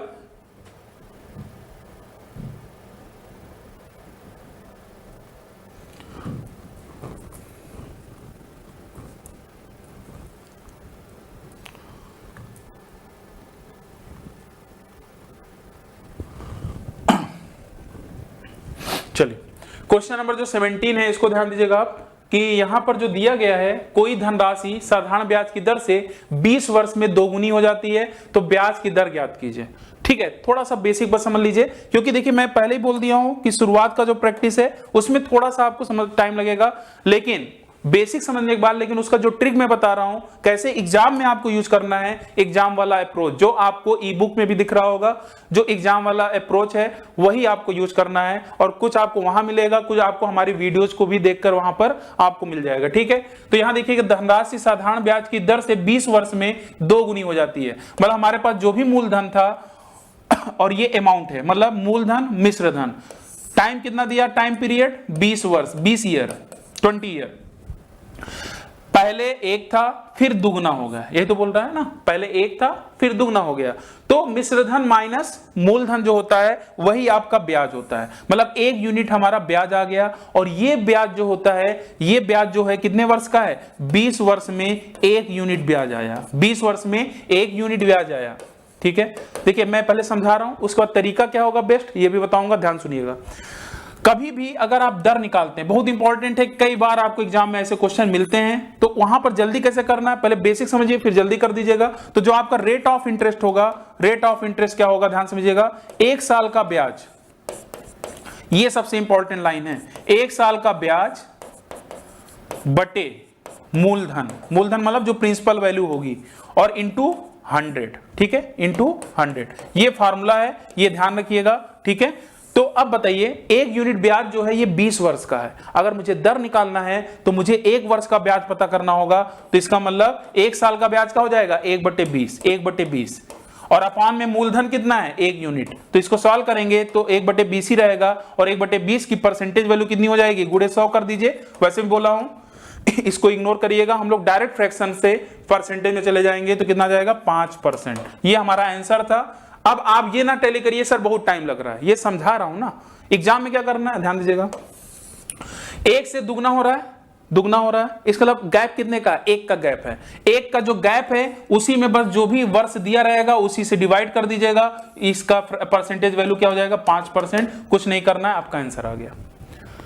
क्लियर है, बात समझ में आ रही है। कुछ लोग इसको परसेंटेज से भी बता सकते हैं, परसेंटेज से कैसे करेंगे, पहले 100% था, दुगना करना मतलब क्या हो गया 200% हो गया, गैप कितने का आया 100%, और 100% है, 100% कितने में, कितने वर्ष में, 20 वर्ष में, 20 वर्ष में, लेकिन हमें 1 साल की दर चाहिए, तो 20 पंजे 100, 5%, मुझवानी कर सकते हैं ना, तो दोनों तरीके से मैंने बता दिया, फ्रैक्शन से भी कर सकते हैं, परसेंटेज से भी कर सकते हैं। क्वेश्चन नंबर 18 पर आ जाइएगा।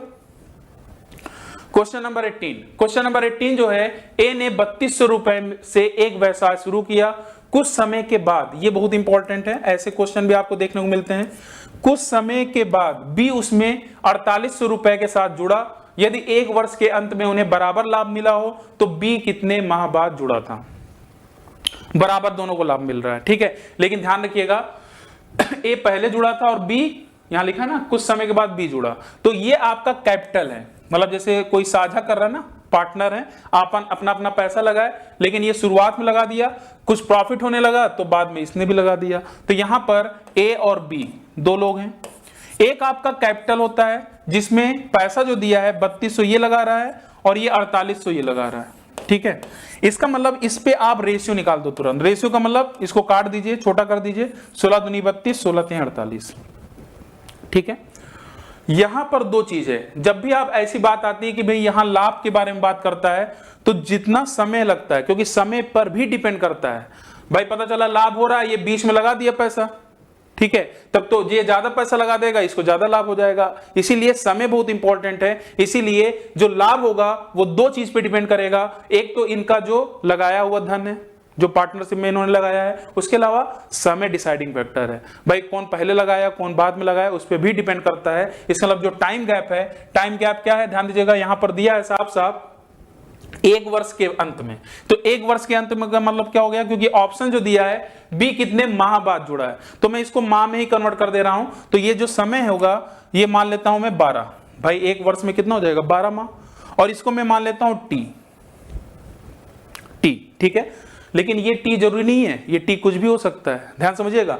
अब यहां ध्यान दीजिएगा, मैं इसका मल्टीप्लाई कर दूंगा कितना 24, इसका जो मल्टीप्लीकेशन होगा यही आपका प्रॉफिट में रेशियो बना देगा, तो ये 3t हो जाएगा, क्या हो जाएगा 3t, और ये दोनों क्या हैं बराबर हैं, ये दोनों अगर बराबर हैं तो ध्यान दीजिएगा, अगर ये दोनों बराबर हैं तो अगर ये 24 है तो 3 में मैं किसका मल्टीप्लाई कर दूं t का, कि 24 हो जाए, तो आप बोलोगे सर 3 गुणे अगर t 8 हो जाए तो हमारा ये 24 हो जाएगा। ठीक है, अब एग्जामिनर यहां चालाकी करता है, यहां अगर 8 दे देता तो आपका आंसर गलत हो जाता, ध्यान दीजिएगा, ये जो 8 आया है ये 8 वो वाला नहीं है, ये 8 क्या है, आप ध्यान दीजिएगा, लास्ट में क्या पूछा फिर से देखिएगा, बी कितने माह बाद जुड़ा, कितने माह बाद जुड़ा।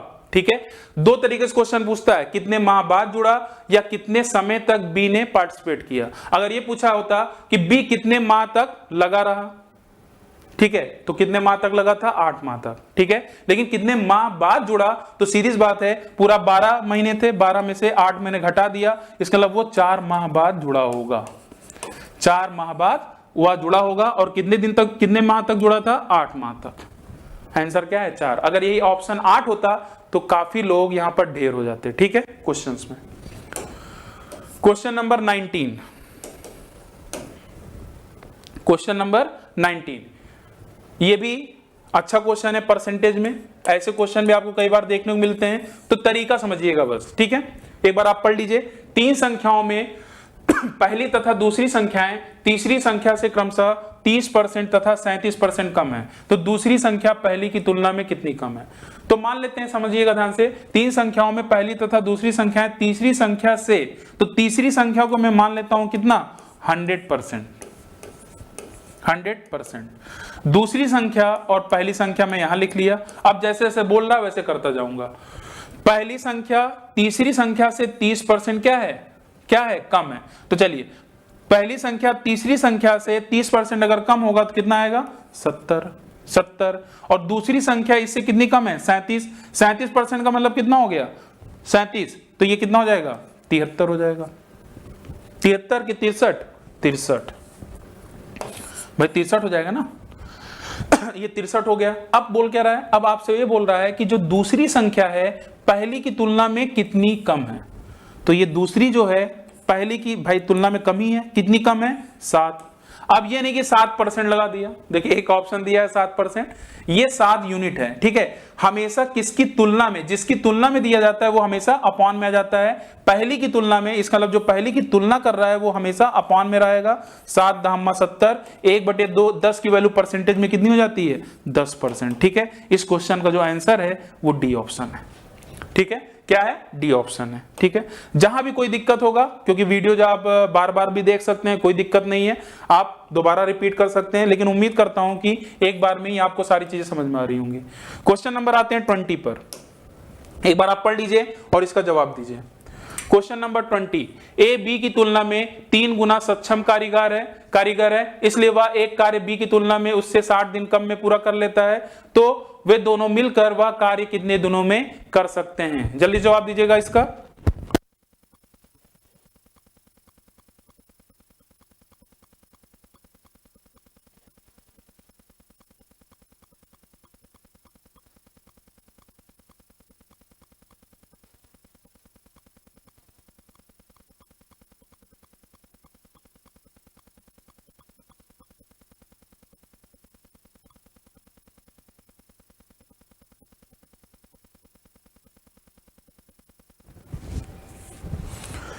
चलिए यहां ध्यान दीजिएगा। इस क्वेश्चन में अगर आप ध्यान दें, पढ़ लिया होगा आपने, ए बी लिख लीजिए। अब यहां लिखा है ए बी की तुलना में 3 गुना सक्षम कारीगर है, तो बी की तुलना में जो ए है 3 गुना सक्षम कारीगर है, इसका मतलब ये क्या दिया है? ये क्षमता का रेशियो पता चल गया, हमें क्षमता का रेशियो पता चल गया। एक चीज बस ध्यान रखिएगा, अगर इफिशिएंसी और टाइम दोनों में जो रेशियो, जो संबंध होता है, इनवर्सली प्रोपोर्शनल का होता है, ठीक है। जो अच्छा कारीगर होगा, जो बहुत ही अच्छे से तेजी से काम कर रहा होगा, तो वो समय क्या लेगा? कम लेगा, इसलिए इनवर्सली प्रोपोर्शनल होता है। तो देखिए यहां पर आप ध्यान दें, ए की क्षमता ज्यादा है, ठीक है, तो टाइम क्या लेगा? कम लेगा, इसीलिए यहां पर आप क्या कर दीजिए? अंधेरा कायम कर दीजिए। भाई आपने देखा था ना शक्तिमान, वहां पर बोलता था अंधेरा कायम कर दीजिए, ठीक है, तो आप भी अंधेरा कायम कर दीजिए। यहां पर मतलब 3 इधर कर दीजिए, 1 इधर कर दीजिए, ये आपका बन जाएगा समय का रेशियो, ठीक है, समय का रेशियो बन गया। अब ध्यान दीजिएगा यहां पर, अब इसका यूज करते हैं। लिखा है वह एक कार्य बी की तुलना में, इसलिए वह एक कार्य बी की तुलना में उससे 60 दिन कम में पूरा करता है। 60 दिन कम में पूरा करता है, इसका मतलब इनका जो अंतर है 2 यूनिट। 60 दिन कम तभी तो होगा ना भाई, इनका जो अंतर 2 यूनिट है, यही तो 60 दिन के बराबर है, यही तो 60 दिन के बराबर है। तो इसका मतलब 1 यूनिट बराबर कितना जाएगा? 30 दिन। इसका मतलब जो ए काम पूरा कर रहा है वो कितने दिन में पूरा किया? 30 दिन में। और बी कितने दिन में पूरा कर रहा है? 90 दिन में। ये डी में लिख रहा हूं दिन, ठीक है, 90 दिन। इतना हो गया। अब बोल रहा है वे दोनों मिलकर वह कार्य कितने दिनों में पूरा करेंगे, बाकी तो आपको पता ही है। ए आपका पता चल गया भाई 30 दिन में कर रहा है, बी 90 दिन में कर रहा है, और आज का पहला क्वेश्चन भी इस टाइप का ही था। तो टोटल काम कितना हो गया 90, 30 तिहाई 90, 90 कम भाई यही हो जाएगा। तो ये क्या होता है, एक दिन में किया गया काम, आपको अच्छे से पता है। तो यहां पर आपको क्या करना है 90/4। वैसे भी ये निकालने की जरूरत नहीं थी क्योंकि क्षमता आपको पता है 3 और 1 कितना है, टोटल यही तो है, टोटल आपका 4 है। बस टोटल काम अगर मुझे पता चल जाए तो हमारा काम बन जाए। ठीक है, हमारा काम बन जाए। तो वैसे भी अगर आप ध्यान से देखें तो इस तरीके से आप क्वेश्चन को क्या कर सकते हैं, जल्दी कर सकते हैं। तो इसको अगर आप भाग देंगे तो ये कितना आ जाएगा 4 दूनी 8, ठीक है। ये 22 सही एक ही ऑप्शन है 22 सही में, तो आंसर क्या जाएगा 22 सही 1/2 दिन, 22 सही 1/2 दिन। तो इसका आंसर क्या जाएगा बी ऑप्शन। क्वेश्चन नंबर आ जाइए 21 में ध्यान दीजिएगा। क्वेश्चन नंबर जो 21 है ये आपका नंबर सिस्टम से क्वेश्चन है, रिमाइंडर थ्योरम से। और ऐसे क्वेश्चन में मेरी बात ध्यान सुनिएगा, क्वेश्चन को आप बहुत जल्दी ही सॉल्व कर सकते हैं, ठीक है। 17 की पावर 200 को 18 से विभाजित किया जाए तो शेषफल क्या होगा, ठीक है। शेषफल क्या होगा कहने का मतलब ये है, ये दिया है 18 से भाग देना है, ठीक है। मैं कुछ बातें बोलूंगा, ध्यान सुनिएगा, क्योंकि एग्जाम में काफी आपके लिए ये बेनिफिशियल होगा, आपके लिए बहुत ही जल्दी आप कर सकते हैं। तो यहां पर आपको क्या करना है, जब भी ऐसा क्वेश्चन होगा जिससे भी आप अगर आप भाग दे रहे हैं, ये जहां जो बेस होगा भले कुछ भी पावर हो, अगर एक कम या एक ज्यादा है, क्या है एक कम या एक ज्यादा है, तो 100%, मैं क्या बोला फिर सुन लीजिएगा, जो आपका भाजक है, जो आपका डिवाइजर है, यहां पर जो बेस वैल्यू है, यहां से अगर ये एक कम हो, जैसे यहां पर देखिए एक कम है या एक ज्यादा है, तो हमेशा ये ध्यान रखिएगा हमारा जो रिमाइंडर होगा वो हमेशा या तो 1 होगा या तो 17 हो, मतलब 17 मतलब इसके अकॉर्डिंग मैं बता रहा हूं, ठीक है, या तो इस भाजक से एक कम होगा। समझ में आया, आ गया ना। चलिए फिलहाल इस ऑप्शन में क्या है, इस ऑप्शन में दोनों ही हैं। एग्जाम में देखिए बहुत सारे एग्जाम में ऐसा होता है जो आप ध्यान नहीं देते, क्योंकि हमारा लोग का काम ही है कि इस बात पर आपको गौर कराना। आप क्या करते हैं, क्वेश्चन लगाने में चले जाते हैं। अगर ये चीज आप ध्यान रखेंगे तो पता चला एक ही अगर एक ऑप्शन होता मैं लगाकर आगे बढ़ जाता और आप लोग लगाते रह जाते, कुछ ना कुछ सेकंड तो बचा ना, यही तो हमें सीखना है। तो यहां पर आपने क्या किया, ध्यान समझिएगा।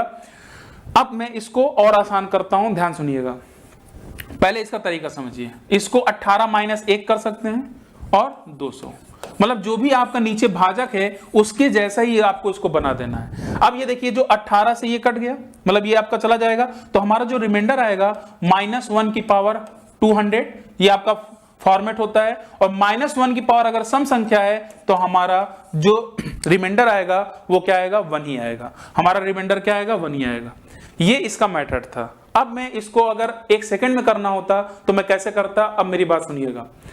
अब आप सुनिएगा, अगर ये पावर अगर आपकी सम में है, सम का मतलब होता है इवन नंबर, सम संख्या, ठीक है, इवन नंबर, अगर पावर सम में है, इससे एक कम हो या ज्यादा हो, इससे एक कम हो या ज्यादा हो, तो कुछ नहीं करना है, वहां पर 100% हमारा आंसर 1 ही रहेगा, ठीक है। क्या रहेगा, 1 ही रहेगा। और जब ये विषम होगा तो वहां पर बस थोड़ा सतर्क रहना है। अगर ये विषम होता और यही चीज मैं अगर बताऊं, अगर 199 होता तो यहां पर आपका ये माइनस में चला जाता। किस में चला जाता, आपका -1 आता। और जब -1 आता तो जो भी भाजक होता उसको हम जोड़ देते हैं, तो हमारा रिमाइंडर तब क्या आ जाता, 17 आ जाता।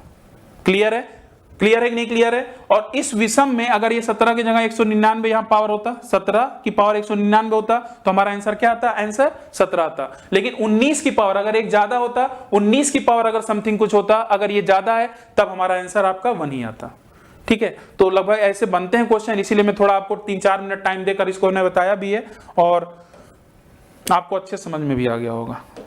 ये सबसे जबरदस्त क्वेश्चन है आपके बहुत सारे एग्जाम के लिए, बहुत ही इंपॉर्टेंट, ठीक है।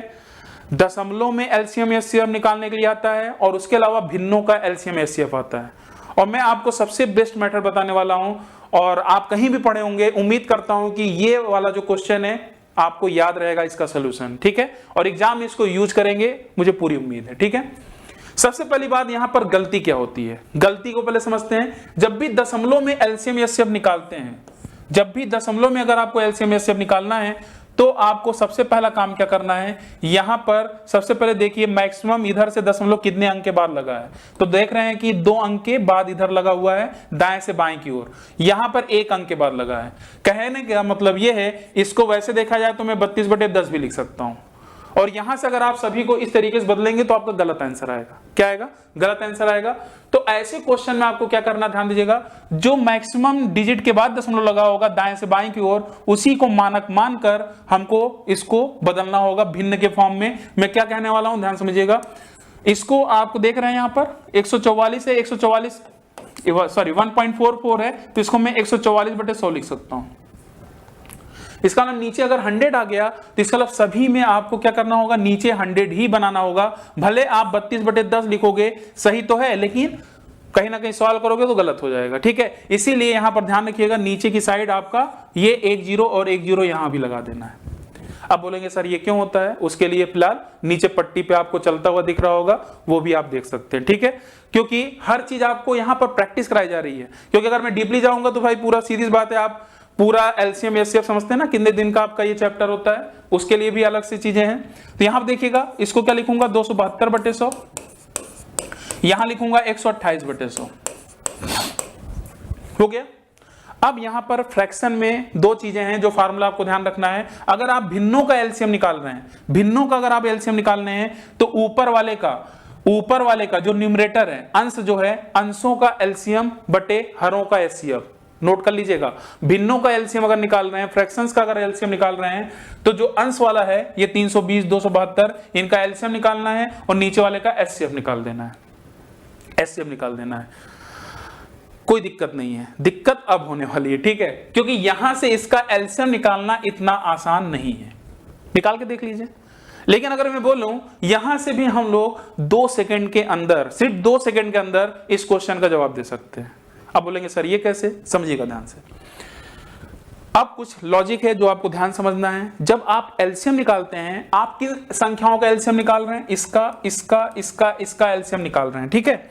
अगर आप एलसीएम निकाल रहे हैं तो एक चीज ध्यान रखिएगा, जो भी एलसीएम होगा वो इन संख्याओं से क्या होगा, इन सभी संख्याओं से विभाजित होगा, डिविजिबल होगा, कटना चाहिए, ठीक है। इसका मतलब मैं क्या कहना चाह रहा हूं, ध्यान समझिएगा। इसका मतलब जो न्यूमरेटर का आपने एलसीएम निकाला होगा, उसमें जो भी वैल्यू आए मुझे नहीं पता, भाई सीधी बात है, आपको भी नहीं पता होगा क्योंकि हम लोग जल्दी कर रहे हैं। जो भी वैल्यू आई आपको नहीं पता, लेकिन एक चीज तो 100% आपको पता होगा कि लास्ट में 1 0 जरूर आ रहा होगा। क्यों 2 0 क्यों नहीं आ सकता, यह भी आपका क्वेश्चन होगा। सीधी बात है, क्वेश्चन तो होगा ही होगा। 1 0 आएगा, 2 0 इसलिए नहीं आ सकता क्योंकि यहां पर 0 आने के लिए 2 चीज इंपॉर्टेंट है, एक तो 5 और 2, 5 और 2 का मल्टीप्लीकेशन 0 लाता है, तो यहां पर 1 0 तो डायरेक्ट आ जाएगा। अब आप ध्यान दीजिएगा, 2 तो आपको सभी जगह दिख रहा होगा, 2 मतलब 128 में 2 आ जाएगा फैक्टर के रूप में, यहां भी आएगा, यहां भी आएगा, यहां भी आएगा, लेकिन 5 नहीं आ रहा है, 5 नहीं आ रहा है। इसका मतलब 0 नहीं आ सकता, एक ही 0 रहेगा, मैंने यहां देखा ही नहीं, ठीक है। अब देखें नीचे जो एस है, नीचे क्या निकालते हैं, हरों का एचसीएफ, तो पूरा 100 ही है, तो नीचे आपका एचसीएफ क्या आएगा, 100 आएगा। अब ध्यान दीजिएगा, 1 0 कट जाएगा, क्या 1 0 कट जाएगा। अब जो भी वैल्यू जाएगी 1 0 जो ये होगा, जब हम भाग देंगे तो हमारा जो आंसर आएगा, जो भी एक संख्या होगी, दशमलव के बाद 1 अंक लगा रहना चाहिए। दशमलव के बाद, जैसे मैंने ये एग्जांपल दिया है 3, कुछ भी हो सकता है, दशमलव के बाद 1 अंक लगा रहना चाहिए, 2 अंक नहीं। क्यों 2 अंक नहीं, आपको अच्छे से पता है, तो ये नहीं हो सकता, क्योंकि दशमलव लगा रहना चाहिए। यहां 2 अंक आ रहा है, ये भी नहीं। अब आप बोलेंगे सर यहां भी 2 अंक है, भाई ये बोलिए, मैं चाहे ये लिखूं, बोलते नहीं, मैं चाहे ये लिखूं चाहे वो लिखूं, ठीक है, तो 979.2 ये भी तो सही है, इसका मतलब यही आपका आंसर है। मैंने निकाला नहीं और ना मैं निकालूंगा, ठीक है। इसी तरीके से आपको क्वेश्चंस को सॉल्व करना है। उम्मीद करता हूं कि आपको अच्छे से ये बात समझ में आ गई होगी, ठीक है। चलिए क्वेश्चन नंबर आते हैं 23 पर। यहां पर भी देख लीजिएगा ध्यान से, क्वेश्चन नंबर आते हैं 23 पर। यहां पर लिखा है 2 संख्याएं 3 और 4 के अनुपात में है, 3 और 4 के अनुपात में है, उनके मासा तथा लासा का गुणनफल। तो पूछा है संख्याओं का योगफल। भाई सीधी सी बात है, डिटेल में धीरे धीरे जहां भी क्वेश्चन आएगा मैं आऊंगा, लेकिन यहां पर आपको क्या करना है, दो संख्याओं का रेशियो दिया है। जब भी ऐसा क्वेश्चन आता है तुरंत आपको अपने एक अस्त्र का यूज करना है, जो मैंने आपको शुरुआत में ही बताया, कॉन्सेप्ट ऑफ मल्टीपल, गुणज का कॉन्सेप्ट। और गुणज का कॉन्सेप्ट आपको इस तरीके से यूज करना है, क्योंकि 2 से 3 क्वेश्चन ऐसे मिलेंगे जहां पर क्वेश्चन देखते ही आप लगा सकते हैं 2 सेकंड 1 सेकंड में, ठीक है। वही क्वेश्चन यहां पर भी है, और ऐसा नहीं है, ये भी क्वेश्चन कहीं ना कहीं मैंने एग्जाम से ही कोई क्वेश्चन है जो मैंने लिया है वही ऑप्शन भी थे, ठीक है। तो देखिए संख्याओं का योगफल पूछ रहा है, तो इसका मतलब जो हमारा संख्याओं का योगफल होगा 4 + 3 7 नहीं होगा, ध्यान रखिएगा। ये जो 7 है इसको हम बोलेंगे 7 का मल्टीपल। 7 का मल्टीपल का मतलब 7 का गुणज, 7 का अपवर्त्य। क्या देसी भाषा में अगर बोल दिया जाए इसे हम बोलेंगे 7 का पहाड़ा। क्या बोलेंगे? 7 का पहाड़ा। चलिए देखते हैं यहां कौन सा 7 का पहाड़ा है। मतलब 7 का पहाड़ा मतलब 7 से कौन कट रहा है? 72 तो कटेगा ही नहीं। 86 क्या कट रहा है? क्या नहीं कट रहा है। 68 क्या कट रहा है? नहीं कट रहा है। 91 हो गया कि नहीं हो गया? 13 × 7 = 91, यही हमारा आंसर है।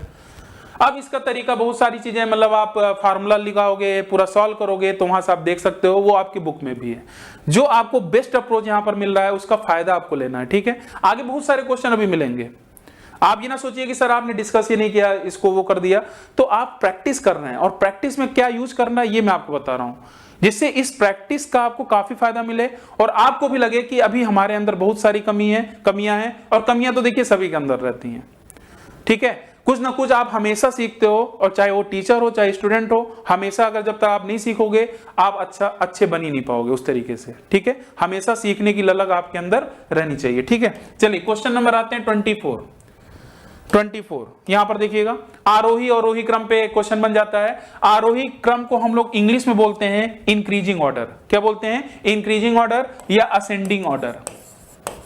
असेंडिंग ऑर्डर का मतलब होता है छोटे से बड़े की ओर। क्या बोलते हैं? छोटे से बड़े की ओर, मतलब बढ़ते हुए क्रम, बढ़ते हुए क्रम में। तो चलिए देखते हैं। यहां पर ध्यान रखिएगा, जब भी अगर आप भिन्नों का आरोही अवरोही निकालते हैं तो सबसे पहला काम क्या होता है, स्टेप ध्यान रखिएगा जिससे आपकी गलती ना हो। सबसे पहला आपको यह देखना पड़ेगा जो हमारा भिन्न है क्या वो प्रॉपर फ्रैक्शन है कि नहीं है। अब भाई ये प्रॉपर फ्रैक्शन कौन सी बला है? प्रॉपर फ्रैक्शन जो होता है इसे हम बोलते हैं उचित भिन्न। क्या बोलते हैं? उचित भिन्न। अब उचित भिन्न क्या होता है? उचित भिन्न का मतलब यह है जिसका अंश, ध्यान रखिएगा, जो ऐसा भिन्न जिसका जो ये अंश दिया है वो हर से हमेशा क्या होना चाहिए? छोटा होना चाहिए। सीधी भाषा में, सरल भाषा में ये बोलूं कि आपका जो उचित भिन्न होता है इसका मान हमेशा 1 से छोटा ही होगा। हमेशा क्या होगा? 1 से छोटा ही होगा। सभी में देखिए 1 से छोटा होगा, पहला ये स्टेप। क्योंकि कभी कभी एग्जामिनर चालाकी से बीच में क्या रख देता है? अनुचित भिन्न रख देता है, और आप लोग वही ट्रिक्स लगाते हैं और गलत हो जाता है। इसीलिए पहला स्टेप ध्यान रखिएगा जिससे गलती ना हो। क्योंकि मेरा पढ़ाने का मकसद क्या है, चाहे मैं आपका ऑफलाइन पढ़ा रहा हूं चाहे ऑनलाइन पढ़ा रहा हूं, मैं हमेशा इस बात का जोर देता हूं, स्पीड पे तो ध्यान देता ही देता हूं, लेकिन कहां पर गलतियां हो रही हैं ये चीज भी बताना मेरा वो है, और वो चीज आपको भी ध्यान देना होगा, ठीक है। तो अब आपकी गलतियां नहीं होंगी। अब देखिए, जब भी अगर ऐसा क्वेश्चन आता है आपको क्या करना है, आप देखिए इनका अंतर, अंश और हर का अंतर देख लीजिए। अगर आपका इन सभी में अंतर समान है, अगर अंतर समान है तो जो आपका न्यूमरेटर होगा, जो आपका अंश सबसे छोटा होगा वो भिन्न सबसे छोटा हो जाएगा। इसके अलावा अगर आप ध्यान दें, इसमें अंतर 1 है, इसमें भी अंतर 1 है, इसमें भी अंतर 1 है, इसमें भी अंतर 1 है, तो यहां पर जो सबसे छोटा भिन्न होगा, क्योंकि छोटे से बड़े की ओर चलेंगे ना, छोटे से बड़ी की ओर, तो ये पहला नंबर होगा क्या? 4/5। आरोही क्रम में पहला क्रम ये होगा। 4 के बाद किसका नंबर आएगा? 5/6 का, फिर 6/7 का, फिर 7/8 का। चलिए चेक कर लीजिए कौन सा ऑप्शन है। 4/5 पहले होगा, फिर 5/6, फिर 6/7, फिर 7/8। तो हमारा आंसर क्या आएगा? डी। एक चीज और ध्यान रखिएगा, कभी कभी जैसे खासतौर से एनटीपीसी जैसे एग्जाम्स में क्या किया जाता है, इसका जो क्रम रहता है ये आपका बदल देता है। मतलब यही रहेगा, बस क्या करेगा? 7 जैसे यहां पर शायद कर दिया है क्या? नहीं, यहां पर, हाँ ये वाला देखिए, ये वाला ऑप्शन देखिए, ये भी अगर देखा जाए तो ये सही है, लेकिन ये कैसे सही है? ये अवरोही क्रम में दिया है, घटते हुए क्रम में दिया है, तो दोनों ही ऑप्शन दिया जाता है। लेकिन अगर जिनको क्लियर ही नहीं है कि भाई अवरोही अवरोही क्या होता है, तब भी गलत हो जाएगा। तो इस बात का ध्यान रखिएगा, तो आंसर ध्यान से टिक करिएगा, ठीक है। बाकी जब कमी होती है तो ये ध्यान रखिएगा, मैंने क्या बोला, न्यूमरेटर जो अंश होगा जो सबसे इसी पे डिपेंड करेगा। अगर जो भी अंतर आता है, अगर अंतर 2 आ गया 3 आ गया तो इसी न्यूमरेटर में ये जो आपका भिन्न का जो ये न्यूमरेटर अंश है इसमें उसका भाग देकर फिर आप चेक कर सकते हैं। ठीक है, आगे जब आएगा तो मैं डिस्कस करूंगा। क्वेश्चन नंबर आते हैं 25 पर, स्टार लगा लीजिएगा। 11 की डिविजिबिलिटी रूल काफी इंपॉर्टेंट है आपके लिए। लिखा है यहां पर ये नंबर 756896 मैंने यहां लिख दिया अलग से कम कौन सी संख्या जोड़ी जाए जिससे प्राप्त संख्या 11 का गुणक है। 11 का गुणक का मतलब 11 से कट रहा हो, 11 की डिविजिबिलिटी रूल मुझे चेक करनी है। इसमें क्या हमें जोड़ना है, कम से कम छोटी संख्या लिखा है ना, कम से कम कौन सी संख्या जोड़ी जाए। अब इसका तरीका क्या होता है, बहुत सारे तरीका आप जानते भी होंगे। कुछ लोग इसको ऐड करते हैं, कुछ लोग इसको ऐड करेंगे। इसको करने के बाद दोनों को जो भी आएगा घटाएंगे और घटाने के बाद या तो 0 आ जाए या तो 11 का मल्टीपल आ जाए तो वो हमारा क्या बन जाता है, वो संख्या हमारी 11 से कट जाएगी। लेकिन इसका जो मैं सबसे बेस्ट मेथड आपको बताने वाला हूं वो बहुत ही आसान है, उसको ध्यान से देखिएगा। जब भी 11 की डिविजिबिलिटी रूल आप चेक करते हैं तो यहां से आप 2 का पेयर बना लीजिए। क्या बना लीजिए, 2 का पेयर बना लीजिए। ठीक है, अगर कोई अकेला दिख रहा है तो उसको क्या कर लीजिए, दुकेला कर दीजिए। दुकेला का मतलब किसी के साथ जोड़ दीजिए। ठीक है, जैसे यहां 5 होता है तो इस 5 को मैं यहां पर भी चाहे जोड़ दूं चाहे यहां पर जोड़ दूं, कोई दिक्कत नहीं है। आप क्या करिएगा, ध्यान दीजिएगा, 11 का टेबल पढ़ना है, जो भी रिमाइंडर जो भी शेष फल बच रहा है उसको यहां लिखते जाइएगा। एक आपका निगेटिव रिमाइंडर का कॉन्सेप्ट होता है, उसको भी समझिएगा। जैसे यहां मैं बोलूं 11 8 88, 11 8 88 तो कितना शेष फल आएगा, कितना शेष फल आएगा, आप बोलोगे सर 8 आएगा। ठीक है, लेकिन ध्यान रखिएगा क्योंकि निगेटिव रिमाइंडर का कॉन्सेप्ट है तो आप चाहे तो 11 9 99 करेंगे तो 11 9 99 जब करेंगे तो रिमाइंडर कितना आएगा, -3 आ जाएगा। कितना आ जाएगा, -3। 11 छक्का 66 कितना रिमाइंडर आएगा, +2 आएगा, +2। यहां देखिए 11 7 77 कितना रिमाइंडर आएगा, -2 आएगा। तो +2 और -2 की कहानी खत्म। हमारा -3 आ रहा है, इसका मतलब आपसे पूछ भी रहा है कौन सी संख्या जोड़ी जाए, तो सीधी सी बात है, अगर ये -3 से रिमाइंडर दे रहा है तो अगर इसमें हम +3 जोड़ दें तो हमारा ये 0 आ जाएगा, और जब 0 आ जाएगा तो ये संख्या क्या हो जाएगी, 11 से कट जाएगी। तो इस क्वेश्चन का जो सही जवाब था वो क्या था, 3 था। तो इस तरीके से आपको क्वेश्चन को आसान करना है और उम्मीद करता हूं आपको अच्छे समझ में आ रहा होगा। क्वेश्चन नंबर 26, क्वेश्चन नंबर 26 बड़ा सिंपल सा क्वेश्चन है, लेकिन यहां पर इस क्वेश्चन लेने का मकसद मेरा यही है कि यहां पर भी बहुत लोग ऐसे हैं जो पूरा डिटेल में सॉल्व करते हैं। ये आपका एक मिक्स्ड फ्रैक्शन है। मिक्स्ड फ्रैक्शन का मतलब हिंदी में संयुक्त भिन्न बोलते हैं। काफी लोग अगर ऐसे हैं जो अगर इसको इस तरीके से सॉल्व करेंगे, 57 × 7 + 3 होता नहीं, 57 × 7 + 3 भिन्न के रूप में आया, इसको भी आपने गुणा करके जोड़ा और उसके बाद फिर एलसीएम लिया, बहुत ज्यादा टाइम लगने वाला है। सबसे आसान तरीका मैं आपको बताता हूं, ध्यान समझिएगा। यहां पर क्या करना है, जब भी अगर ऐसे क्वेश्चन को सॉल्व करना होता है तो 57 में से 57, जैसे आप 57 से थोड़ा ज्यादा है, इसीलिए आप क्या करिए, इस 87 में से आप 58 घटाइए, 87 में से 58 घटाइए। क्यों, क्योंकि ये 57 से थोड़ा बड़ा है।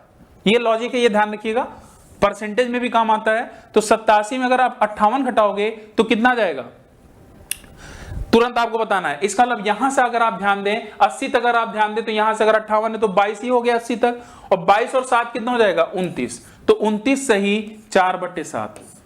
हाँ, अब ये कैसे है, ध्यान दीजिएगा, 7 में से 3 घटा देंगे, क्या आ जाएगा, 4/7। मतलब अगर मैं सीधी सी बात करूं, अगर सिर्फ इसको अगर आप सॉल्व करोगे, अगर इसका मल्टीप्लाई करके जोड़ोगे तो काफी टाइम लगने वाला है। लेकिन आपने देखा इसको हमने सेकेंडों में तुरंत कर दिया।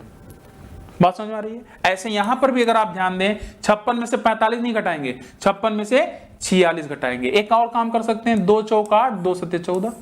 भाई जब सारा ही 7 है तो मैं इसको ये बना लेता हूं। ठीक है, तो देखिए 56 में से जब मैं 46 घटाऊंगा, एक ज्यादा घटाऊंगा तो कितना आएगा, 10 सही। 7 में से 4 घटा देंगे, कितना जाएगा, 4 से काट दिया था ना, 2 से काट दिया था, 2 चौक 8, 2 सत्ते 14, तो ये 3/7। यहां पर आते हैं प्लस 43 में से 38 घटाना है। 43 में से जब 38 घटाएंगे तो कितना आएगा, 5, और 7 में से 1 घटा देंगे, कितना जाएगा, 6/7। क्लियर। अब जितना भी ये होल नंबर के रूप में दिया है, 29, 10 और 5, इसको एक साथ जोड़ लीजिए तो 29 10 39, 39 और 5 कितना हो जाएगा, 44 हो जाएगा। 44। अब इसको अलग से जोड़ लीजिए, और इसको भी जोड़ना बड़ा आसान है क्योंकि सारे ही डिनोमिनेटर में 7 7 हैं, तो क्यों ना मैं डायरेक्ट न्यूमरेटर वाले पोर्शन को जोड़ लूं। 4 3 7, 7 6 13, 7 6 13। इसका मतलब हमारा जो आ गया 44 प्लस 13/7, और 7 से अगर मैं भाग दूंगा तो एक और जाएगा, एक बार और जाएगा, तो 44 1 45, और रिमाइंडर कितना बचा था 6, तो 45 से ही 6/7 यही हमारा आंसर है। सिर्फ बताने में टाइम लगा, लेकिन जब आप प्रैक्टिस के मोड में आते हैं तो और आपको स्पीड बनानी होगी। ठीक है, आगे बढ़ते हैं। क्वेश्चन नंबर आपका 26 हो चुका है, अब आते हैं 27 नंबर पर। क्वेश्चन नंबर आते हैं 27 पर। ठीक है, ध्यान देखिएगा। क्वेश्चन नंबर जो 27 है ये आपका ट्रिग्नोमेट्री से क्वेश्चन है। ठीक है, यहां पर इस क्वेश्चन को अगर आप ध्यान से देखें, ठीक है, तो मान लीजिए आपके पास ऑनलाइन एग्जाम आप दे रहे हो, ठीक है, आपके पास टाइम बहुत कम है, ठीक है, 4-5 सेकंड बाकी है, तो आपने देखा यार यहां से थीटा का मान निकालना इतना आसान है नहीं, कम से कम नहीं तो 20 सेकंड तो लगना ही लगना है। ठीक है, लेकिन कभी कुछ चीजें आप अगर ऑब्जर्व करें तो यहां से अगर आप ध्यान दें, यहां पर आपका दिया है 30 डिग्री, 60 डिग्री, 90 डिग्री, 45 डिग्री। ठीक है, अगर आपको सारे टेबल से याद होंगे तो तुरंत आप देखते ही बता दोगे इसका आंसर क्या आएगा, 45 डिग्री। आप बोलेंगे सर ये कैसे? क्योंकि आप ध्यान दें, अगर थीटा की वैल्यू रखेंगे तो यहां पर आ रहा है √2। क्या आ रहा है? √2। और √2 कब आता है? 30 का मान होता है 1/2। ध्यान दीजिएगा, 30 का मान क्या होता है? 1/2। 60 का मान में मतलब 30 और 60 में साइन और कॉस में क्या बनता है? √3/2 बनता है या 1/2 बनता है? 90 में 1 बनता है या 0 बनता है साइन कॉस में? लेकिन 45 में आपका √2 आने के चांसेस हैं, और यही आपका आंसर हो जाएगा। आप चाहें तो इसकी वैल्यू यहां से पुट करके वेरीफाई भी कर सकते हैं, और चाहें तो उसको सॉल्व कर सकते हैं। तो चलिए मैं सॉल्व करके आपको दिखा देता हूं कैसे इसको सिंप्लीफाई करेंगे। ध्यान दीजिएगा, साइन थीटा कॉमन ले लूं क्या? चलिए, साइन थीटा मैंने कॉमन ले लिया, तो इसका जब मैं साइन थीटा कॉमन लिया तो मैं इसका जब क्रॉस मल्टीप्लाई करूंगा तो आएगा 1 प्लस कॉस थीटा। थोड़ा स्टेप में कम करूंगा, ध्यान रखिएगा, और इधर आ जाएगा 1 माइनस कॉस थीटा, और अपॉन में आएगा एक ब्रैकेट में a माइनस बी, एक ब्रैकेट में a प्लस बी, तो क्या जाता है a square minus b square. मतलब हमारा आंसर आ जाएगा 1 माइनस कॉस स्क्वायर थीटा, और 1 माइनस कॉस स्क्वायर थीटा क्या होता है? Sine square theta. क्या होता है? Sine square theta. ये आपको प्रॉपर्टी याद रखनी है कि sine square theta plus cos square theta हमारा क्या होता है? 1 के बराबर होता है। ठीक है, तो किसके बराबर चल रहा है? 2√2। यहां से कॉस थीटा माइनस प्लस में कट गया, ध्यान दीजिएगा। उसके अलावा हमारा बचा क्या? एक साइन थीटा कट गया, तो ऊपर से बचा 1 + 1 2 साइन थीटा, और इधर से क्या बच गया? 2√2, तो 2 से ये 2 कट गया, तो साइन थीटा बराबर हमारा क्या आ गया? साइन थीटा बराबर उधर जाएगा तो यह आ जाएगा 1/√2, तो 1/√2 साइन थीटा में किसका मान होता है? 45 डिग्री। लेकिन आपको पता ही चल गया, तो टाइम लगा कि नहीं लगा? भाई आना अलग बात है, लेकिन आपका अप्रोच, आपका नजरिया, कैसे हम ऑप्शन को देखकर ऑब्जर्व करते हैं, ये भी आप प्रैक्टिस से इसका भी फायदा आप ले रहे होंगे। उम्मीद करता हूं कि आपको समझ में आ रहा होगा, मजा आ रहा होगा। ठीक है, क्वेश्चन बढ़ते हैं। Question number 28। देखिए भाई 30 क्वेश्चन भले है, लेकिन डिस्कस करना क्या क्या चीजें हैं उसको बताना तो टाइम तो लगेगा ही लगेगा। ठीक है, अगर मैं जल्दबाजी में करूंगा तो बहुत सारे लोग ऐसे होंगे जो हमारे जो श्रोतागण हैं, जो देख रहे हैं हमें, उनको काफी दिक्कत हो सकती है, तो फिर उनको मजा नहीं आएगा। मैं इसी तरीके से आपको बता रहा हूं कि आप हर क्वेश्चन के बाद आपको ये रहे कि सर हाँ अगले क्वेश्चन में कुछ ना कुछ नया बताने वाले हैं, आपका इंटरेस्ट डेवलप हो। इस पहले ही प्रैक्टिस सेट से आपको ये पता चल गया होगा कि बाकी के जो 14 प्रैक्टिस सेट है उसके अलावा भी कुछ नई नई चीजें मैं वहां ऐड करूंगा, जो आपके प्रीवियस ईयर के कुछ क्वेश्चन है, क्योंकि आपको यहाँ पर 20+ सेट मिलने वाला है।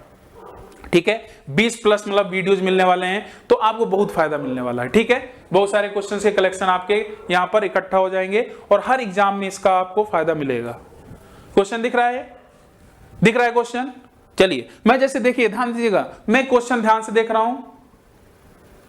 ठीक है, मैंने देखा आपके सामने भी ये स्क्रीन पर है, और मुझे तुरंत समझ में आ गया मुझे क्या करना है। आपको समझ में आया? आपको भी समझ में आया होगा। अब काफी लोग क्या करते हैं, इसको कन्वर्ट करते हैं।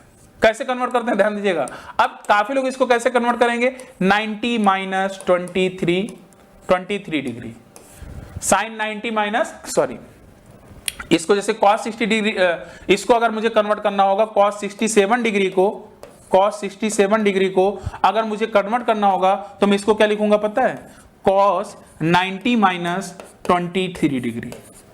जैसे आपने इसको इसमें बदला तो आपका आया cos 90 माइनस थीटा, और cos 90 माइनस थीटा क्या होता है, साइन थीटा होता है। फिर आपका साइन 23 डिग्री ये आ गया, आपने इसको काट दिया।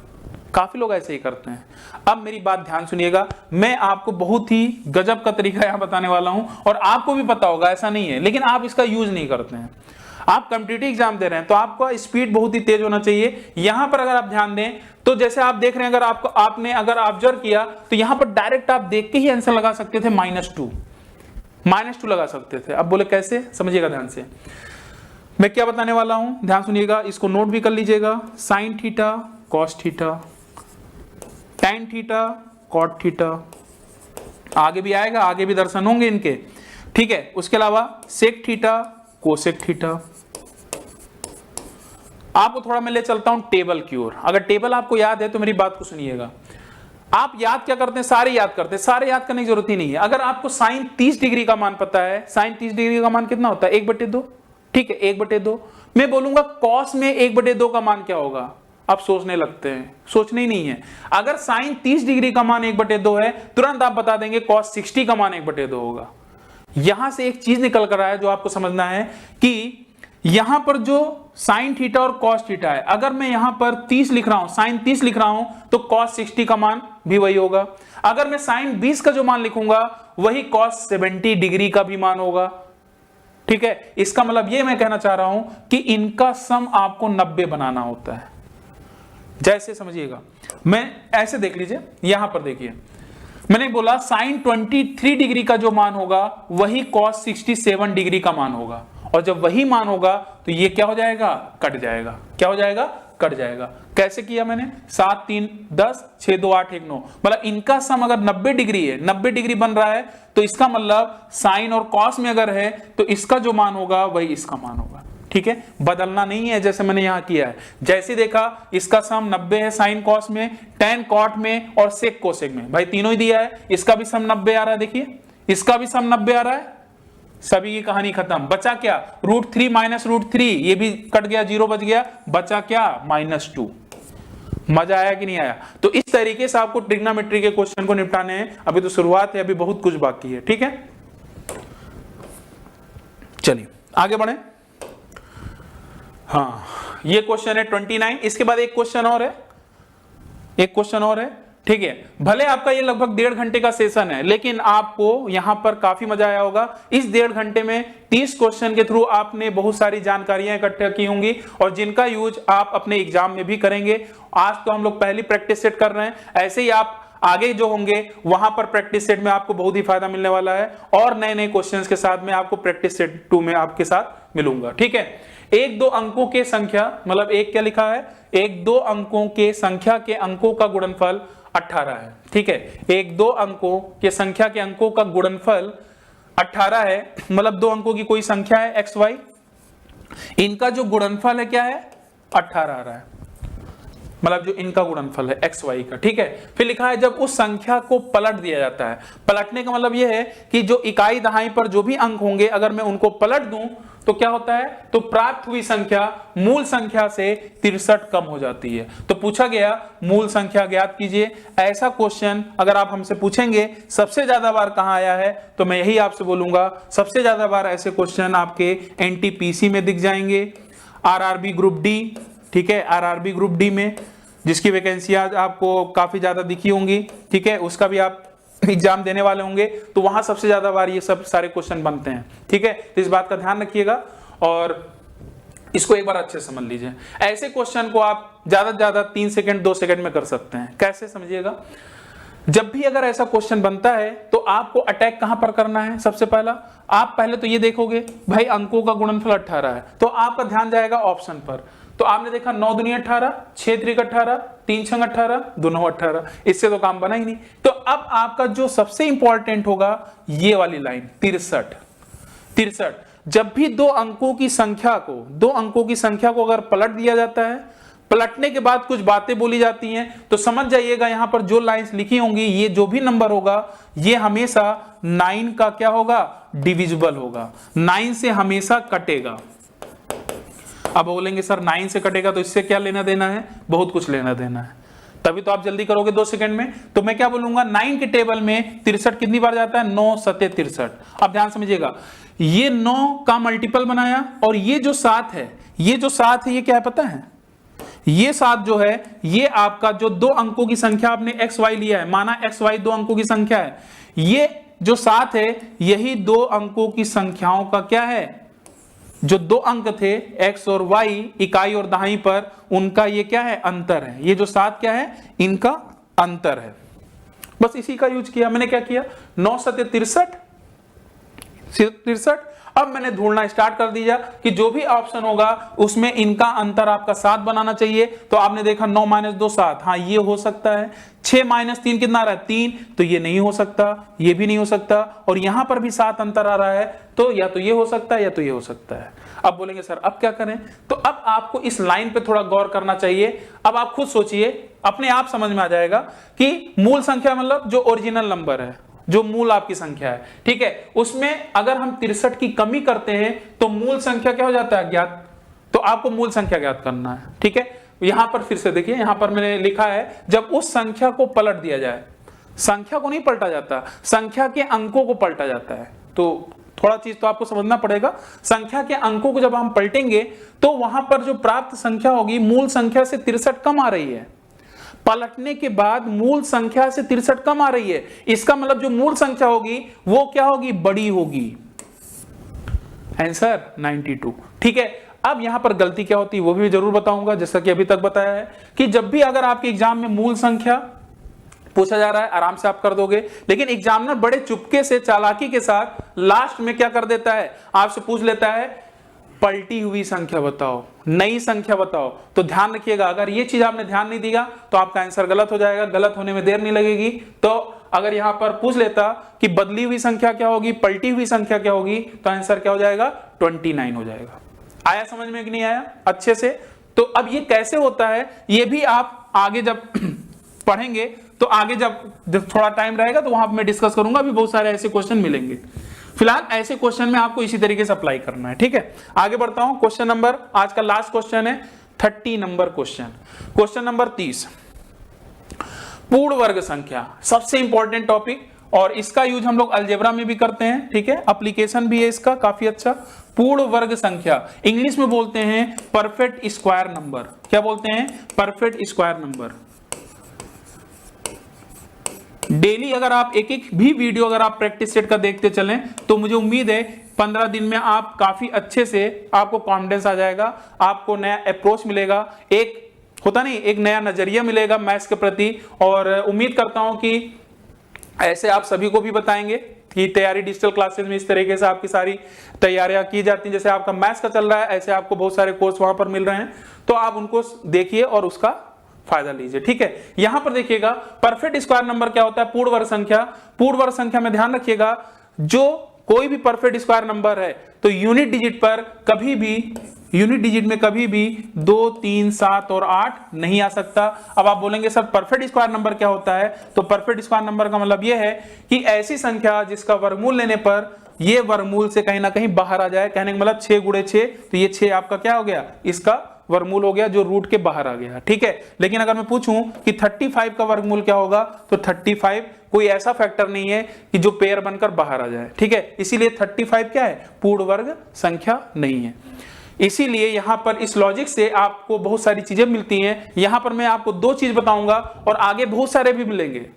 पूर्ण वर्ग संख्या अगर मैं बात करूं तो लगभग मैं 2 लेक्चर में आपको इसको पढ़ाता हूं, ठीक है। तो पूर्ण वर्ग संख्या में अभी फिलहाल 2 पॉइंट को मैं बता रहा हूं। जो तीसरा इंपॉर्टेंट पॉइंट है मैं आपको नेक्स्ट प्रैक्टिस सेट जब आएगा वहां पर जब क्वेश्चन आएगा मैं वहां पर बताऊंगा।